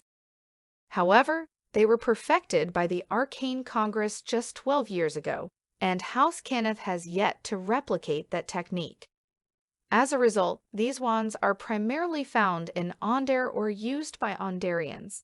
A wand being sold in Sharn may be surplus or salvage recovered from Aundairian soldiers during the war. Sooner or later House Cannith will duplicate this item and they'll become available at any Cannith enclave. But for now, these wands can still be difficult to find outside Aundair. Warforged Titans. Throughout the last war, Cyre poured gold into House Cannith's coffers, urging them to develop ever deadlier weapons. In 959 IC, Cannith presented Queen Danel with the first Warforged Titans. For a time, this gave Cyre an edge, but as always, Cannith began selling these creations to other nations, as well as selling blast discs and siege staffs to those who needed to fight Titans. During the last war, the Warforged Titan served a number of critical roles. The mere presence of an imposing Titan provided a defensive bulwark for infantry, as enemy infantry could rarely afford to engage a Titan without artillery or magical support. Titans are tireless, surprisingly swift, and capable of crossing almost any terrain. Thanks to the siege monster ability, they are also devastatingly effective against fortifications and siege engines. The statistics of a basic Warforged Titan, as described in Eberron, rising from the last war, grant it additional versatility from its platforms trait. A Titan has 2 platforms in its chassis, each designed to hold one medium or smaller creature. Typically, these platforms hold archers, providing the Warforged with some minimal ranged support to complement its powerful melee attacks. However, specialized crew can dramatically increase the capabilities of a Titan. An Evoker can provide strong ranged attacks, while an Abjurer can stand ready to counter or dispel enemy magic, and an onboard Artificer can keep the Titan operational. Sending your Titan against Kanathi Undead. An Exorcist can be a boon for dealing with undead. Alternatively, a Titan could simply serve as a battering ram, carrying 2 spies or commandos ready to leap off and blend into an enemy community as soon as the Titan breaches a defensive wall. While the Warforged Titan stat block represents the basic design, over the course of nearly 40 years in service, there were many variations on that design. Consider using one of these options as a way to add flavor to a Titan. Armbow. One of the Titan's weapons can be replaced with an integrated ballista. This weapon is self-loading and conjures ammunition. If the Titan has an armbow, replace either the axe-hand or hammer fist with the following attack. Armbow, ranged weapon attack, +6 to hit, range 120/480 FT, 1 target. Hit, 16, 3d10, piercing damage. Long rod. Late in the war, Cannith developed Titans that had only one platform with a long rod, as described in the Arcane Artillery section, integrated in place of the other platform. Shielding. Titans serving in particular regions were often shielded against a relevant type of elemental damage. For example, Force and Fire were the damage types most typically tied to blast discs or siege staffs, so Cannith often designed Titans with resistance to one of these damage types. Troop transport. The Titan has a hollow space within its chassis and can carry up to 6 medium creatures or extra cargo. Due to the loss of body mass, a model made for transport only has an armor class of 18 and 100 hit points, but increases its walking speed to 4 to 5 feet. Titan consciousness. While called Warforged, the Titans are quite different from the truly living constructs that came after them. Titans have limited sentience. They imprint on their commanders, and to a lesser degree, on the uniforms of their allies. They can follow orders and general instructions, such as protect allies or engage enemies. But as a rule, Titans don't feel emotion, reflected by the fact that they're immune to being charmed or frightened. Today, most remaining Titans are simply waiting in storage, content to remain motionless until it's time to serve again. Yet there are stories of Titans who've developed full consciousness. If the tales are true, this could be the result of rogue artificers, possibly cultists of the Traveler hidden within House Cannith, or it could be a random spark of evolution, suggesting that the potential for sentience lies within all Titans. A sentient Titan loses its immunity to psychic damage. It's no longer immune to being frightened or charmed, but it has advantage on saving throws against effects that cause these conditions. Its intelligence increases to 10 or higher, and it is capable of making its own decisions. War stories. Corvair has suffered through a century of war, the conflict ending with the Treaty of Thronehold just 2 years ago. As an adventurer, you are someone with remarkable talents and skills. Did you serve in the war? If so, what nation did you fight for and in what capacity? If not, why not? Do you feel no loyalty to your homeland? Do you oppose the idea of war, or did you just have something better to do with your time? The 3rd edition sourcebook Forge of War details the events of the war, while Eberron, Rising from the Last War explores ways that it can shape an adventure. This section explores how the war can shape characters, things to consider while creating your character and ideas that could inspire you moving forward. How did you serve? If you're human, you grew up surrounded by war. If you're a member of a longer-lived race, you may remember a time before the war. But if so, you were alive for many decades of conflict. How did it affect you? How is this reflected by your character background, or your ideals or flaws? The Last War background table provides ideas for characters shaped by the last war. What impact did the war have on your life? You don't have to take the soldier background to have served in the last war. Someone with an Outlander background could be a scout, while a sage or guild artisan might have maintained arcane artillery. Regardless of how you served, which nation are you from? Do you feel loyalty to your nation? And if so, do you despise your former enemies? Or do you support peace and hope for a new era of unity in Corvair? Last War Backgrounds Table. Roll a d12 to determine a background. 1. Acolyte. Did you serve in a cloistered temple, or were you ministering to the faithful on the front lines? Did the war and the mourning strengthen your convictions, or have you questioned your faith? 2. Charlatan. Did you use your cunning to avoid the war, looking out for yourself, and making a living as a grifter? Or did you serve as a soldier, using your wits to get your squad the supplies they needed, and to talk your way out of trouble? 3. Criminal/spy. As a criminal, you placed profit over patriotism. How did the war affect you? How do you feel about your nation? If you were a spy, you were right in the midst of things. Did you serve a nation or one of the shadow houses? Why and how did you retire from your agency? Or are you still an operative? 4. Entertainer. Were you a civilian pursuing your career instead of joining the battle? Or were you a regimental musician or patriot inspiring your troops? Do you work any war themes into your material? Do you feel a loyalty to one nation, or are you a citizen of the world? 5. Folk hero. You're beloved by the common people. Is this because of heroic acts you performed during the war, which have become the stuff of legend, even though you haven't achieved a high rank? Did you desert the army to protect the common people? Or were you always a vigilante, focusing your efforts on the good of the people as opposed to fighting wars for distant nobles? 6. Guild artisan. Did you work in one of the great cities of the 5 nations, or were you a civilian contractor serving on the front lines?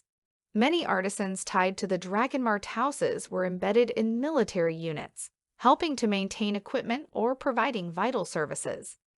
Do you feel loyalty to your nation, or just to your guild? 7. Noble. As a noble, did you lead your people on the front lines, or did you use the power of your position to avoid serving? Are you a proponent of peace and diplomacy, or do you believe your nation would and should have won the war? 8. Outlander. Were you a scout serving in one of the armies of the 5 nations? Are you from a distant land with no stake in the war? Do you even know what it was about? Or were you a farmer or hunter with no interest in the greed and aspirations of power-hungry monarchs? 9. Sage. Knowledge is power. Were you an academic studying in a university while others fought?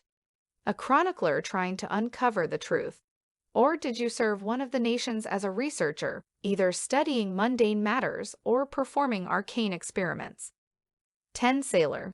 Did you serve one of the 5 nations on the open water? Were you a smuggler or pirate, seeking opportunity in the chaos or war? Or did you serve on a merchant vessel, focusing on honest profit in dangerous times? 11. Soldier. As a soldier, you were distinguished by military rank, suggesting you served honorably and well. What nation did you fight for? What was the action for which you're best known? Why did you leave the military? And would you return to service if the war started again? 12. Urchin. Corvair was full of refugees long before the Mourning. Was your hometown destroyed? And if so, where did you grow up? Did you have a family? And if so, where are they now? Or were you an orphan, whether scavenging from battlefields, eking out a living on the streets of a major city, or growing up in an orphanage. What have you lost? A century of war has left deep scars across Corvair, both physical and psychological. Regardless of whether you fought in the war or not, it's almost certainly touched your life in some way. Consider the losses in the war table and decide if any of these ideas might apply to your character. Ongoing conflict. The war is over, but nobody won. How do you feel about it? As an adventurer, perhaps you believe that it doesn't really concern you. You may be glad the war is over and look forward to a new era of peace and international cooperation. On the other hand, if you're a patriot, you may have strong feelings about the war and current peace. Consider how your character feels about the following topics. Nationality. If you're from one of the 5 nations, how do you feel about the others? Are you proud of your nations? Actions during the war, ashamed or ambivalent?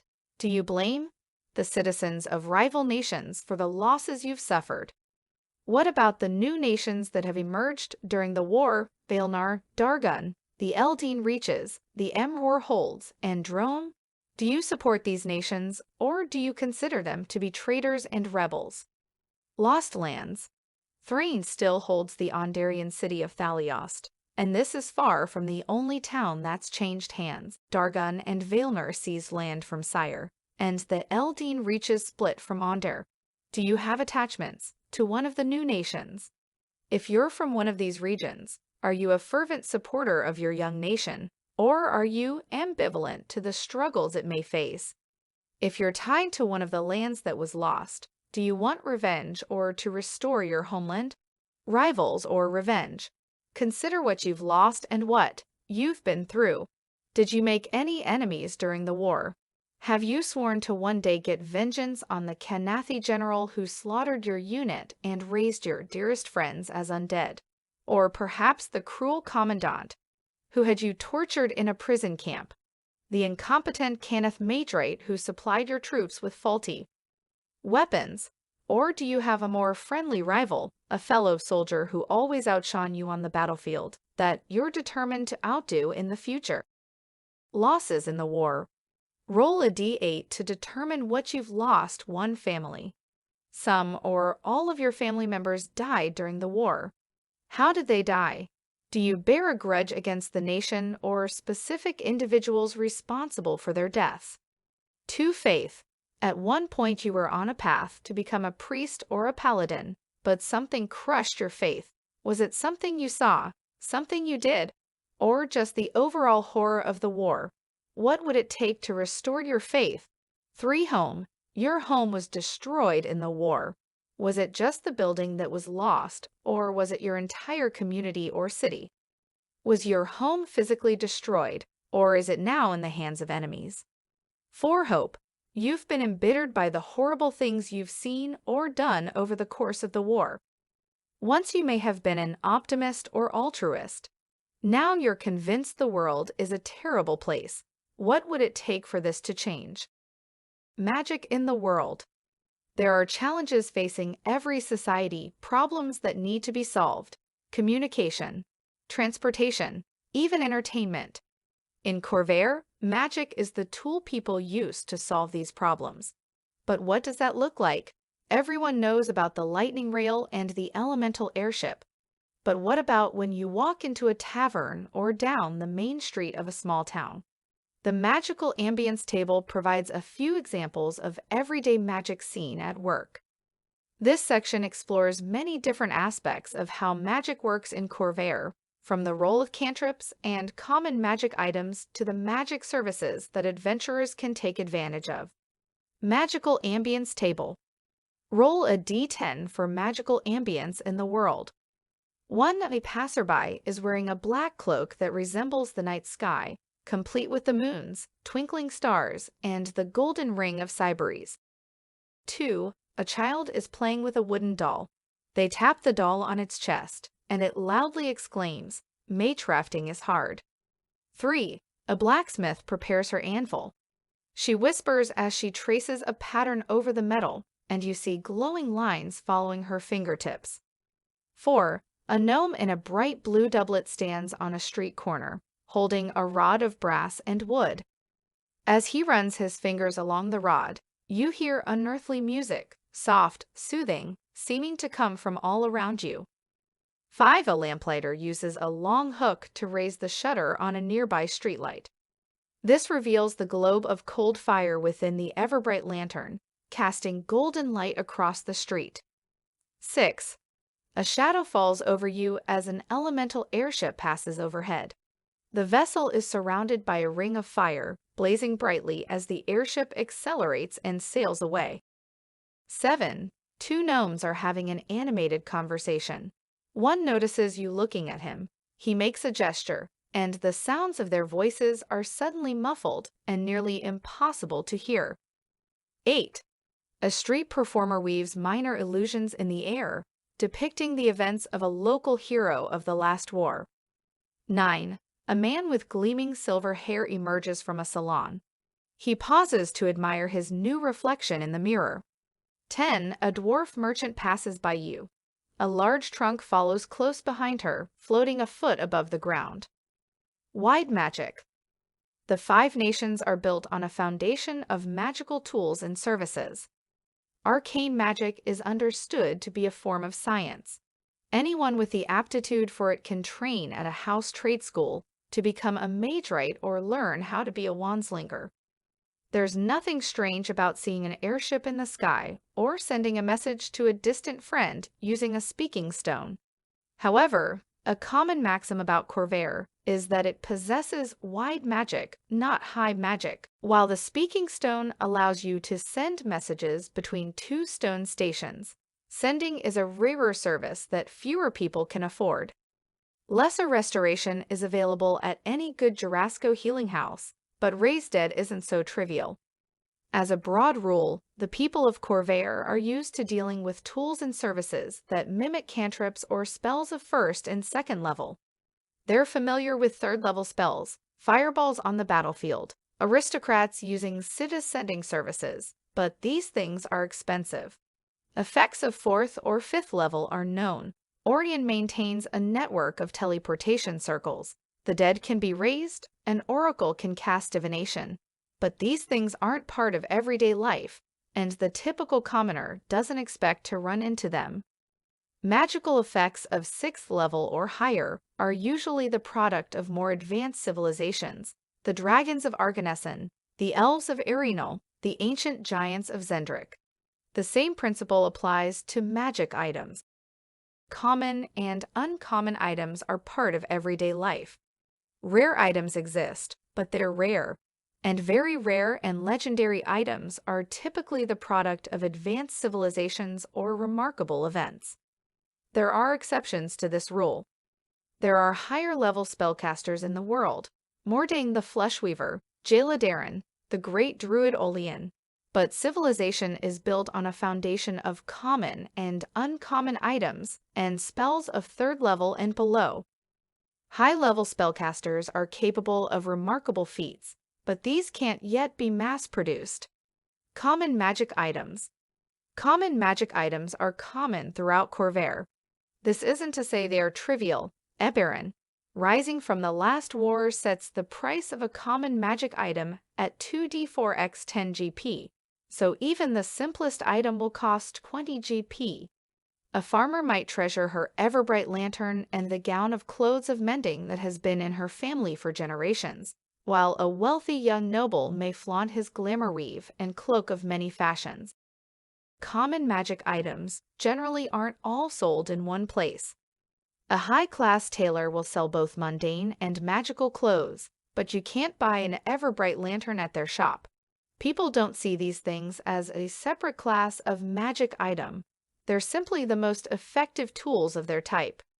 Beyond this, consider that both in price and description, there's a wide range of quality between items, reflected in the range of price. A 20 GP Everbright lantern is ugly but functional, while for 80 GP you can get one inlaid with beautiful patterns, and you might even be able to adjust the shade and brilliance of the light source. Glamour weave is clothing that's been imbued with illusions. Both the quality of the base clothing and the illusion factor into the cost, and the finest glamour weave can be far more than 80 GP. In short, the magic item description tells you what a common item does, but it's also an object beyond that, and it's good to think about its form and quality. Uncommon magic items. Eberron, rising from the last war, only calls out common magic items, but at the DM discretion, uncommon magic items can also be purchased in major cities, especially in Onder. Such items are more expensive. The price is typically between 200-500 GP, set by the DM based on the power and quality of the item, but selection will be far more limited. Just because you could theoretically purchase a cloak of protection doesn't mean one is always available in that particular shop or town. However, an exceptional weaponsmith may have A+1 weapon for sale or take a commission to create one, and large house cities enclaves often sell sending stones. Ultimately, it's up to the DM to decide what sort of uncommon magic items are available and who is selling them. Dragonmark Focus Items. Chapter 7 includes a list of Dragonmark focus items. These represent that it's easier to create an item that can only be used by someone with a Dragonmark, presenting focus versions of other magic items, but with a reduced rarity. Dragonmark focus items can only be created by a character with the mark of making or the Dragonmark used by the item. While they are more common than similar items that work for unmarked characters, they are typically only available through the Dragonmarked houses, and often only as rewards for house service. Static items. Most magic items are portable and designed for adventurers. However, you may also encounter magic items that are meant for industrial use. Just as a Dragonmark focus item is easier to create because of its limitations, a large, immovable industrial item can make a rare or uncommon item's properties accessible to the public. An Ondarian village may have a large cleansing stone set into the town square. If a theater has a magical tool that can generate minor illusions, it could be similar in size and shape to a pipe organ. Essentially, in thinking about the magical items that people may encounter, keep in mind that they aren't necessarily designed for use in adventuring. Ager writes, the magical economy of Eberron is built on the backs of the Magrites, spellcasters who know a handful of cantrips or rituals that allow them to provide vital services. Wizards are exceptional. Their ability to prepare any spell with a few hours of study reflects remarkable talent and versatility. By contrast, a Magrite knows few spells, but because of their intense focus on those spells, they're able to cast them in ways others cannot. An Artificer is equally exceptional. Most of the people assembling magic items at Cannith Forgeholds aren't Artificers. They work using industrialized processes, massive tools that enhance the creation process, like the Creation Forge and house resources. These craftspeople couldn't just create a wand at home alone. By contrast, as an Artificer, you are unconventional, using personalized techniques and improvising solutions. Just because you can create any common magic item with little time and effort doesn't mean that this is typical or that others could duplicate your work. Never forget that in Eberron, player characters are exceptional. Even at low levels, you have potential that the common Magrite can't match. There are also exceptional NPC, ones who can do things player characters cannot. But remember that as a player character, not everyone who follows your path can match your abilities. Agorite spells. For simplicity's sake, Magrites cast spells from the existing spell lists, but Magrite spells are unique in a few ways. First of all, Magrites cast all their spells as rituals, even spells that don't normally have the ritual tag. The drawback is that they can only be cast as rituals with an extended casting time. All Magrite spells have a minimum casting time of 10 minutes, and the DM can choose to give a spell an even longer casting time. It may take a medium a full hour to cast Speak with Dead. As Magrites can only cast spells as rituals, they don't use spell slots. but they do require a surge of magical energy to power the spell, typically generated by refined Eberron dragon shards, the fuel of arcane industry. When a Magerite performs a ritual, it consumes an amount of Eberron dragon shards worth 20 GP x the spell's level, in addition to any costly material components of the spell. This is the cost to the Magerite to cast the spell. They might charge far more for offering that service to others, generally at least twice the casting cost. Following the general limitations of everyday magic, it's unusual to encounter a Magerite that can cast a spell of 4th level or higher, and any such Magerite would likely charge a significant premium for their services. At DM discretion, a Magerite's spells may have expanded or limited effects. Consider what it takes to make a spell a viable commercial service. For example, Augury only allows the caster to predict events 30 minutes in the future, useful for adventurers in the midst of a dungeon, but not for the farmer wanting an opinion on planting crops. A professional oracle might be able to predict woe or weal anywhere from a day to a week in advance, but such an oracle could have very specific limitations, such as only being able to make predictions related to weather or agriculture. As a DM, use the existing spells as a model, but adjust them as necessary to create a viable business. Player characters can't duplicate these effects. The unique aspects of Magerite spells reflect both their devotion to a single subject and personal aptitude. The Oracle has a unique talent for divination that even a diviner wizard can't replicate. Player characters have unmatched potential and great versatility. Magerites are extremely limited, but have unique advantages.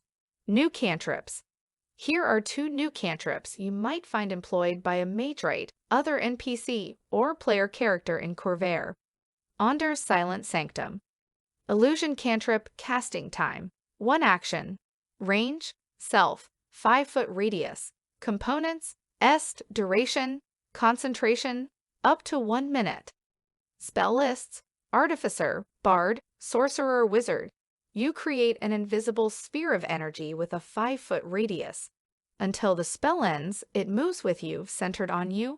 The sphere muffles sound in both directions. Creatures outside of the sphere have disadvantage on wisdom, perception, checks made to hear any sounds from within the sphere, and creatures inside the sphere have disadvantage on wisdom, perception, checks made to hear sounds outside of the sphere.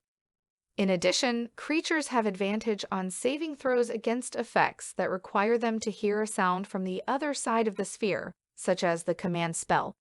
Magecraft. Divination cantrip, casting time. 1 action. Range. Self-components. VSM, a set of artisan's tools. Duration, concentration, up to 1 minute. Spell lists. Artificer, Bard, Wizard. You must be proficient in the artisan's tools used as the material component of this spell.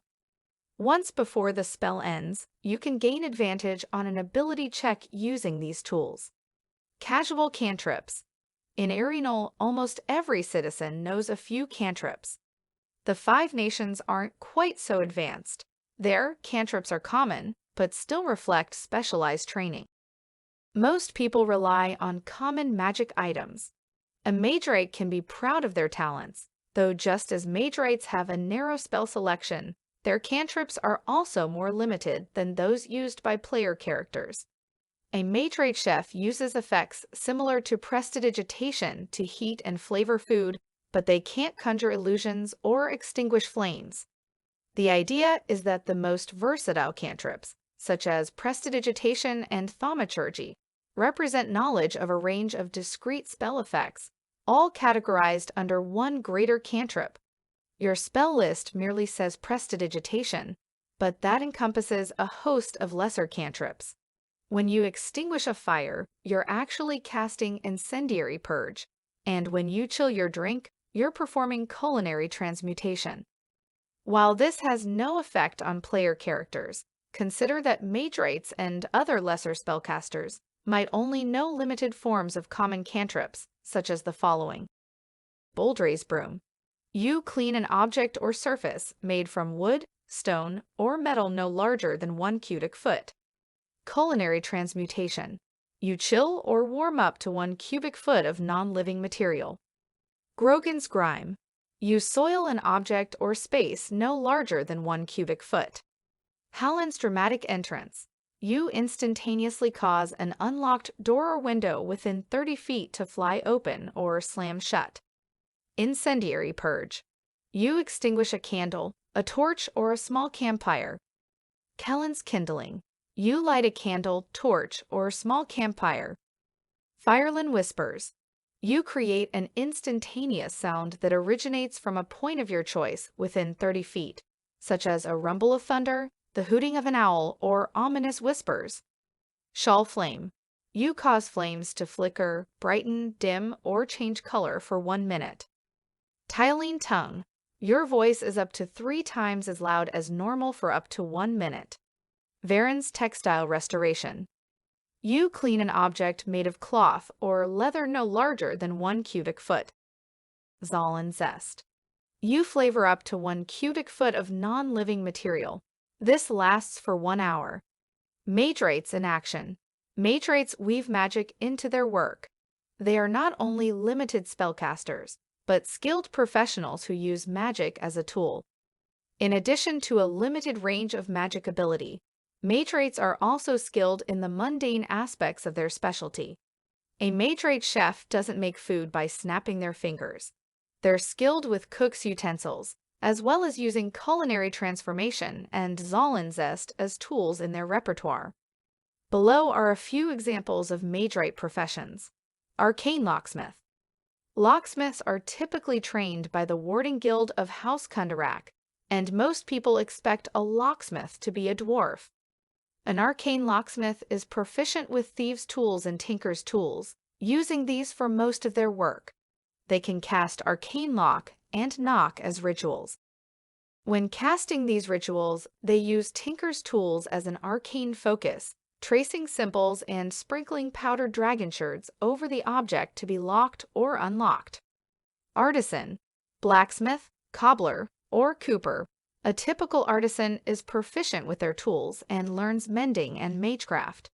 The magecraft cantrip allows them to enchant their tools and supplies, creating the perfect conditions for their work. Most receive this training from the Fabricators Guild of House Cannith, but others apprentice with local magerates, while adepts cast magecraft by invoking Onatter or the Traveler. Healer. Professional healers are usually trained by House Jarasco. A healer is proficient with medicine and herbalism kits, using these to treat common injuries. They know the cantrips spare the dying and detect poison and disease, and can perform lesser restoration as a ritual, but the ritual uses the herbalism kit as a focus and includes the trappings of mundane healing. They don't just snap their fingers to cure people. They use pinches of herbs and tap glands and pressure points. Medium. No dragon-marked house trains mediums. Instead, some come from communities steeped in the blood of Vol, while others are vassals who invoke Orion and the Keeper. A medium performs Speak with Dead as a ritual, and many use a form of minor illusion to conjure up an image of the deceased in conjunction with the ritual. Some less scrupulous mediums rely on insight, history, or deception to simulate speaking with the dead without going through the full ritual. Oracle. Every oracle has a preferred method of divination. Some use cards, others use bones or dice. The bread and butter of the oracle is augury. As noted earlier in this chapter, most oracles can use augury to make predictions stretching further into the future than the spell normally allows, but they may be limited in the subjects they can predict. Some oracles only make predictions related to agriculture, while others discuss romance. Greater oracles may have the ability to cast divination, but this requires the oracle to have a connection to a spiritual guide. A religious adept will deal with a celestial tied to their faith, while a secular oracle may deal with a fiend or other spirit. Truth-teller. Licensed by the Warning Guild of House Madani, truth-tellers are proficient in insight and can cast Zone of Truth as a ritual. The ritual casting includes a lengthy invocation and chalk symbols traced across the area of effect. The truth teller knows if someone succeeds or fails their saving throw, and encourages them to voluntarily submit to the ritual. Thus, saving against it will be seen as an attempt to evade questioning. The above are just a few examples of mage rites. A launderer uses Varen's textile restoration to clean the toughest stains, while a professional stagehand uses Fireland Whispers or Shawl Flame to add details to a performance. The critical element is to see these things are part of their profession. They aren't dropping everything to cast a spell. The spell is incorporated into the way in which they perform their job. What about adepts? Arcane magic is a science. Mage rites master its techniques. However, there are other forms of magic which can likewise be adapted to everyday functions. An adept derives their magic from their faith, a more limited form of what a cleric can do. Similarly, a gleaner masters the simplest forms of druidic magic. Especially with the adept, this is more of a calling than a job. You don't decide to become an oracle of Orion. You find that you're gifted with visions. The rituals of an adept invoke divine forces, while a gleaner draws on the world around them and often uses an herbalism kit as a spellcasting focus. Adepts are common in Thrain and other religious communities, while gleaners provide useful services in the Eldine reaches. Telling time, chronal cantrips. The people of Eberron don't use mechanical clocks, and if you're in an Emroar mine or the heart of one of Sharn's towers, you can't see the sun. So how do you tell time? The answer is simple: magic. There are a wide range of cantrips that tell time, some tied to an absolute time, some tied to the moons, some set to a local time. In Eberron, any character that has the skill to cast prestidigitation, thaumaturgy, or druidcraft can produce an additional effect, allowing them to tell time. Clocks in Eberron are common magic items, and in most major cities, bells are rung to identify the hour.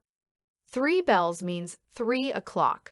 An orb of time is another common magic item, a small polished stone disc, often connected to a chain like a pocket watch, that tells time. Magical services. This section supplements the list of magical services presented in Eberron, Rising from the Last War, offering a few additional services as well as options for some existing ones. Entertainment. Most theaters employ illusions to add special effects to a performance, whether provided by mage rites or static items. Dream parlors provide entirely illusory entertainment. House Fireland's latest innovation is the Crystal Theater. A large device uses a tiny scrying crystal to project an image on a screen. The crystal is tied to a single location, one of the grand stages in House Fireland's central demesnes. This allows the patrons of a crystal theater to watch a live performance occurring on a distant stage. As this practice expands, this could provide entertainers and bards with a global reach. Fireland might even pay adventurers to license the rights to dramatize their exploits. Cosmetic transmutation. One form of fashion that hasn't been discussed in depth is the practice of cosmetic transmutation. A mage rite beautician can perform a range of minor transformations for a price. Minor cosmetic transmutation is quite common. Most professional beauticians can change your hair or eye color. Unnatural effects are rarer, seen mainly in Onderon's the Largo.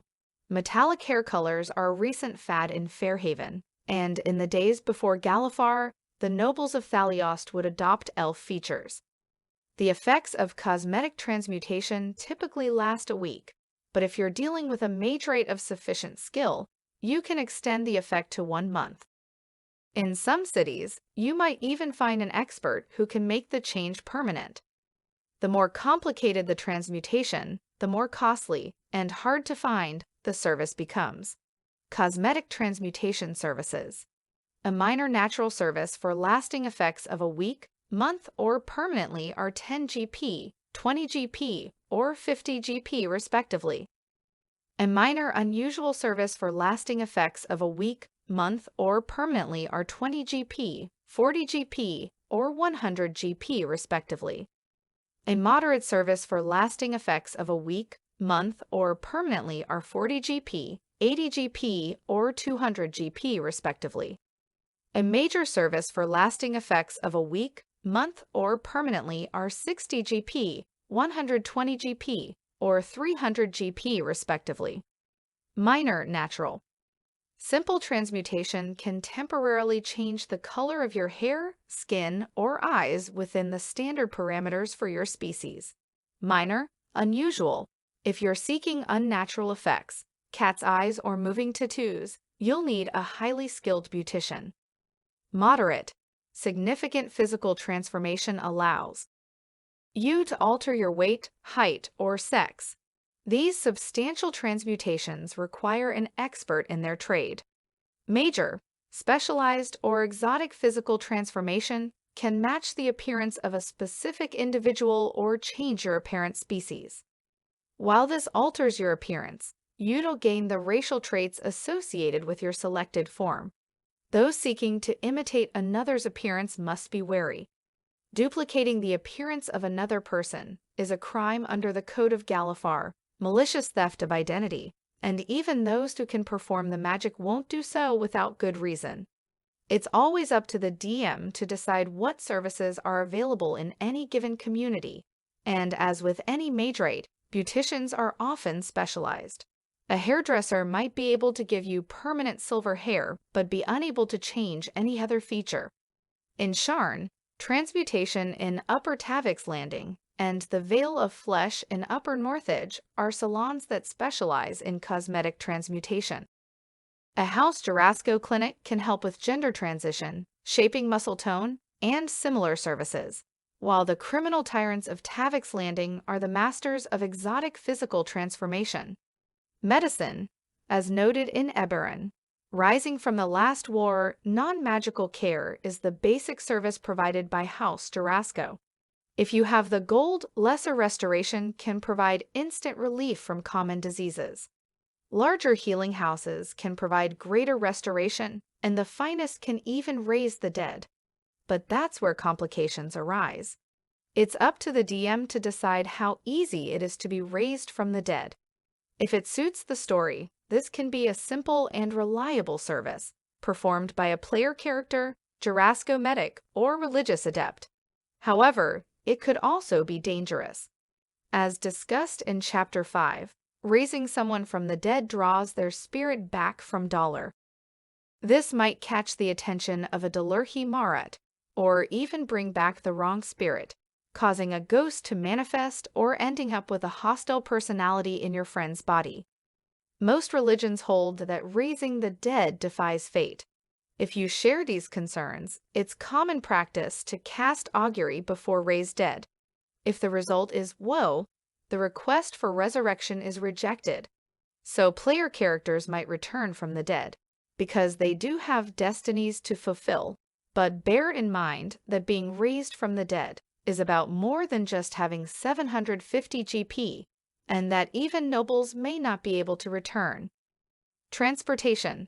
The prices of transportation may seem prohibitively expensive for commoners or poor adventurers.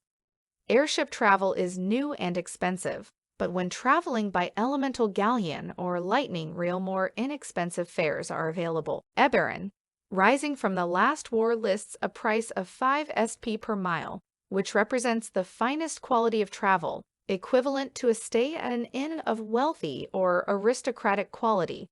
However, the standard fare is 2 SP per mile, which is modest to comfortable in its appointments.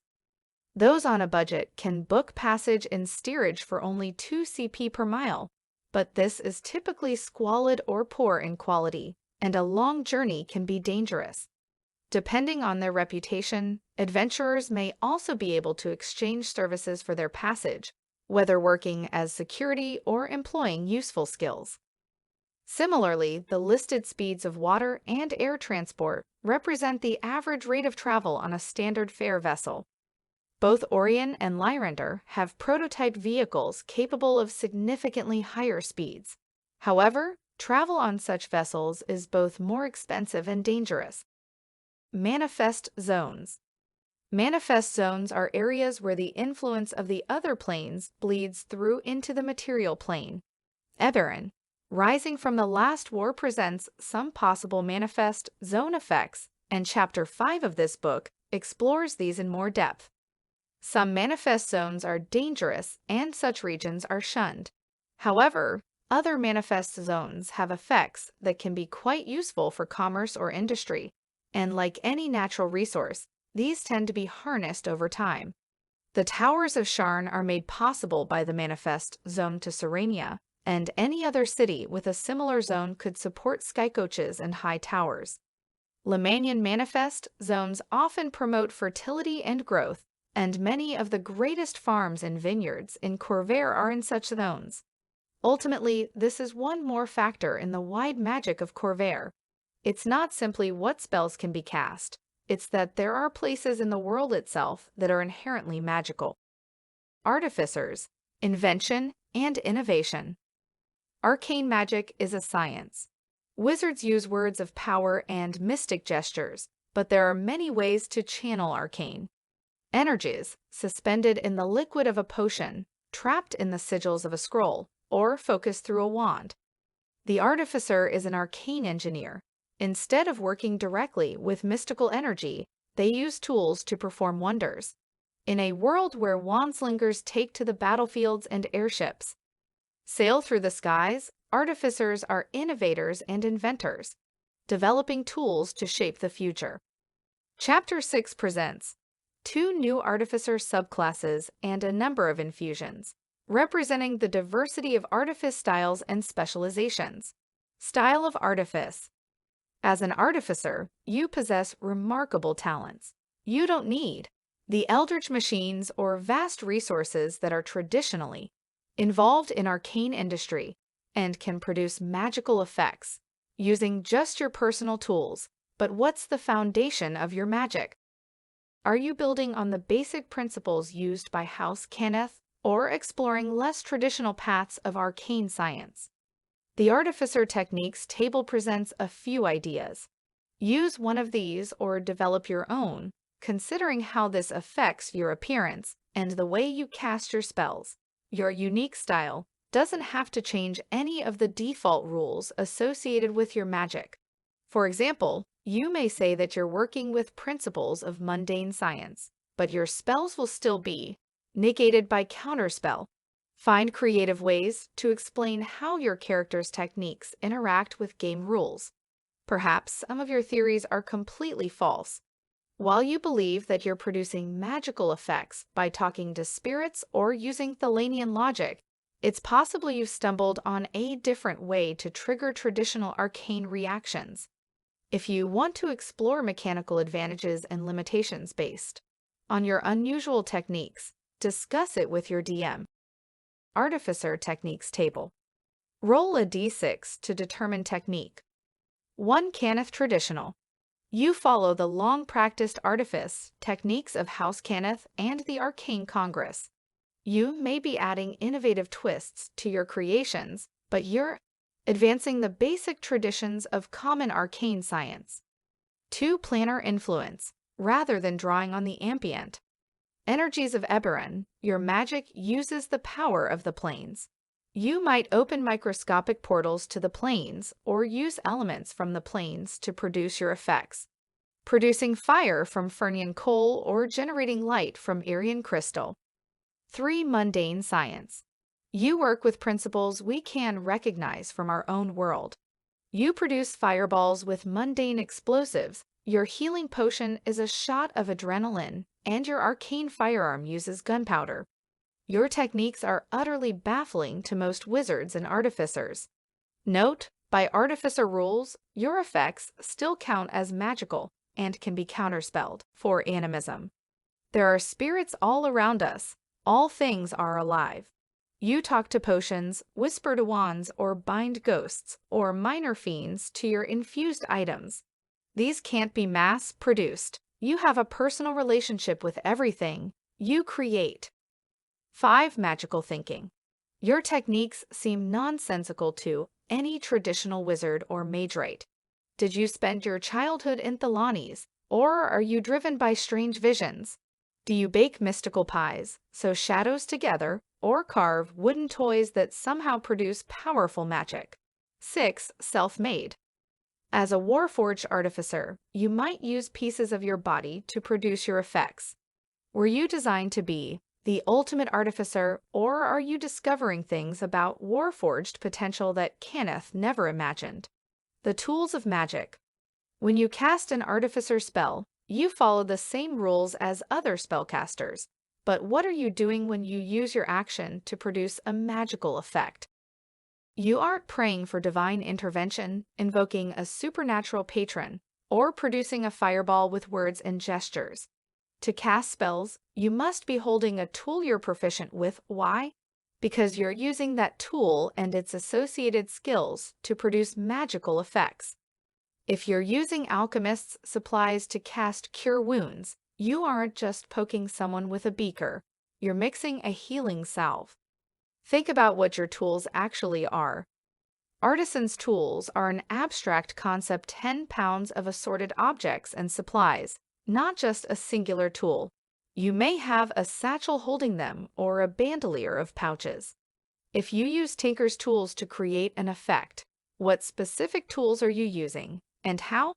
Some of the most common tools of artifice are discussed below, but you can cast spells using any artisan's tool you're familiar with. You could even perform your alchemy using brewer's supplies or cook's utensils. Why drink a potion when you could eat a magical pie? A. Alchemist's supplies. The challenge of creating an alchemical potion is in suspending the mystical chemical reaction for later consumption. It's much easier to trigger an instant effect, and that's what you're doing when you cast your spells. Your firebolt could be a thrown flask, poison spray is flinging foul substances. Cure Wounds, false life, and water breathing could be potions you mix and serve on the spot. Disguise self or alter self could be magical cosmetics. See Alligrapher's supplies. Sigillary channels arcane power through symbols and sound, using special inks and techniques. As with alchemy, it's much easier to produce an instant effect than to suspend and sustain it as a scroll. When you cast Firebolt, perhaps you use your quill to trace the name of fire in the air before you. Or you might have the sigil written down, and you just read it to produce the effect. Whether you draw sigils onto things or craft simple scrolls and read them, your pen is mightier than most swords. Cartographer's supplies.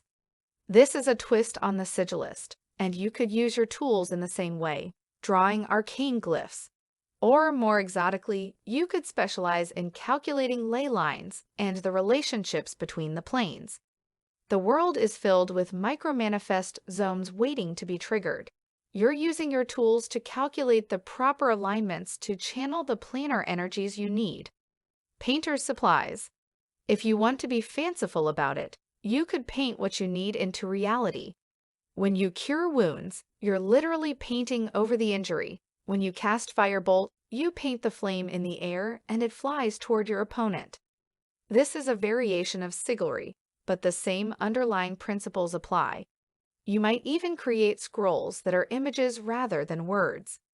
Thieves' tools. Artificers are proficient with both thieves' tools and tinker's tools, and you use them in similar ways. These tools include picks and other fine manipulators. You don't cast a firebolt by pointing a lockpick at someone, but you could use it to clear a problematic valve on a dragon pistol you made with tinker's tools. Tinker's tools. You can justify all manner of odd gadgets with tinker's tools, putting together a prototype that becomes part of your toolkit. A dragon-shaped sidearm could produce firebolt, or a modified gauntlet could deliver shocking grasp. These unstable prototypes can't be used by anyone else, needing constant tinkering to keep them working. So you always carry your tools, and to cast a spell, a tool must be in hand, but it can be a dragon gun as opposed to pliers. You might cast Cure Wounds using a tiny metal spider you've tinkered. While it looks like a mundane clockwork construct, magic lets it move and think. Mundane engineering is part of a tinker's creations, but magic makes them work. Woodcarver's tools, wands, staffs, and rods are some of the most basic forms of arcane focus. If you perform magic with woodcarver's tools, you aren't actually blasting someone with a saw. Instead, you are using experimental, exotic, or temporary wands or rods. As with tinker's tools, you have to have a tool in your hand, and you have to possess woodcarver's tools to perform your magic, but the exact nature of which tool is in your hand is up to you. It could appear to be a traditional wand, or you could have come up with a new revolutionary form of wand, staff, or rod. Spell preparation and infusions. As an artificer, you prepare spells during a long rest, but it's not like a wizard reading a book. It's about assembling the specialized supplies and tools you need for the things you want to do. A sigillist can't create a scroll with just any ink, but has entirely different inks based on the type of effects they're going to produce. Likewise, an alchemist prepares special reagents that combine to produce spell effects. If you use tinker's tools, you're creating and fine-tuning your gadgets. You can't create a dragon pistol in 6 seconds. You prepare the pistol during your rest, and when you cast a spell, you're simply loading enchanted ammunition or triggering the arcane sigils you set in place. This also explains the idea of spell slots. The reagents you've prepared are tricky to produce and don't last forever. You're preparing as much as you can, but once you go through all your mystic inks, you can't produce another scroll effect until you have a few hours to work on it. Effectively, your spells use temporary magic items that only you can use, created during a long rest. Meanwhile, infusions allow you to create longer-lasting tools that you can share with your companions. Artificers create magic items, but to maintain class balance, you can't flood the party with them. It's up to you what you do with this limited resource. Firearms and homunculi artillerists produce eldritch cannons and arcane firearms. Battlesmiths make steel defenders. Any artificer can craft a homunculus companion. But what are these? Are artillerists wielding guns like those of our own world? Not necessarily. These items are arcane and eldritch. Much as the primary form of arcane artillery is the siege staff, the artillerist uses woodcarver's tools, turning a rod, staff, or wand into an arcane firearm, a conduit for your destructive spells. So you're a specialized wandslinger with improved wands, staffs, and rods. You choose their appearance: a wand, a specialized hand crossbow, a flintlock pistol, a tiny metal dragon, or any aesthetic you like. Arcane firearm doesn't necessarily mean handgun. While the name Eldritch Cannon sounds like a massive piece of artillery, an Eldritch Cannon is either small or tiny, possibly small enough to hold in your hand. What does it look like? And does it have legs? Is it an animated ballista? A small siege staff? A tiny brass dragon that breathes fire on your enemies? The same principle applies to a homunculi's appearance. Consider your style and the tools that you use for your magic. Your homunculus servant can deliver your touch spells, but how? If you use painter's supplies to perform your magic, your homunculus could be a tiny humanoid paintbrush, a floating palette, or even a creature made out of living paint. An alchemist's homunculus could be a tiny cauldron or a little humanoid creature made from glass and beakers. Through all of these, the mechanics don't change. The shape of your arcane firearm makes no difference in combat rules. What it changes is the story that you're telling. What's interesting about your artificer? What does your homunculus say about you? Background ideas. You've developed your style and chosen your tools. But how and where did you develop your skills? Do you have a connection to an established order of artificers? Consider these ways your background could reflect your experience as an artificer. Wage mage, guild artisan. You worked your way up in House Cannith or the Arcane Congress, studying at a trade school and working in an industrial forgehold. While you've abandoned the factory in favor of adventure, you still have strong ties in the Fabricators Guild. Siege engineer, soldier. You operated and maintained the engines of war. What nation did you serve? Are you proud of your service or haunted by your deeds?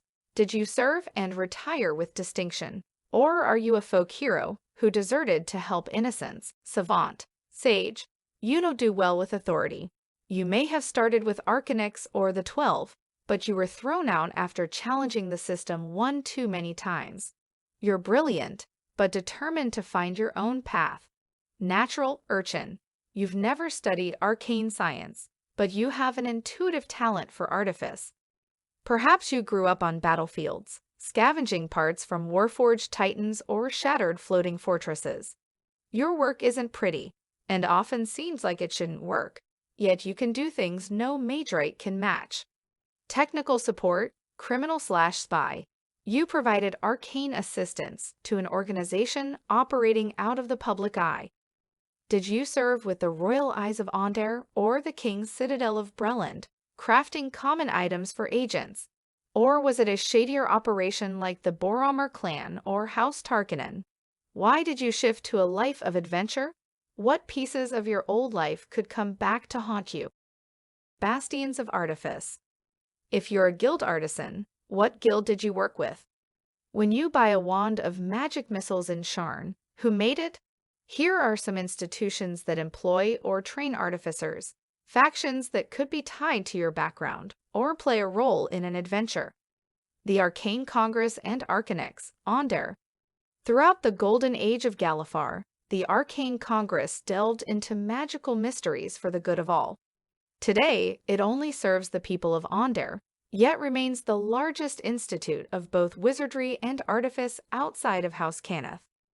The Arcane Congress was largely devoted to the war effort, but it has also continued to develop common magic items and other magical tools to improve the daily life of people in Onder. The Dashur Dargun. The heirs of Dakon maintain their own ancient tradition of artifice, which is discussed in chapters 4 and 6. House Cannith International. House Cannith is the single largest source of artifice in the 5 nations, providing training through its trade schools and employing magerites and artificers in its factories and forgeholds. The Fabricators Guild creates both magical and mundane goods, while the loosely organized Tinkers Guild focuses on maintenance and repair. While Cannith has a broad range of expertise, Cannith West in Onder excels at alchemy, Cannith South in Breland has the edge in general industry, and Cannith East specializes in artillery and dabbles in necromancy. The Crucible, Thrain.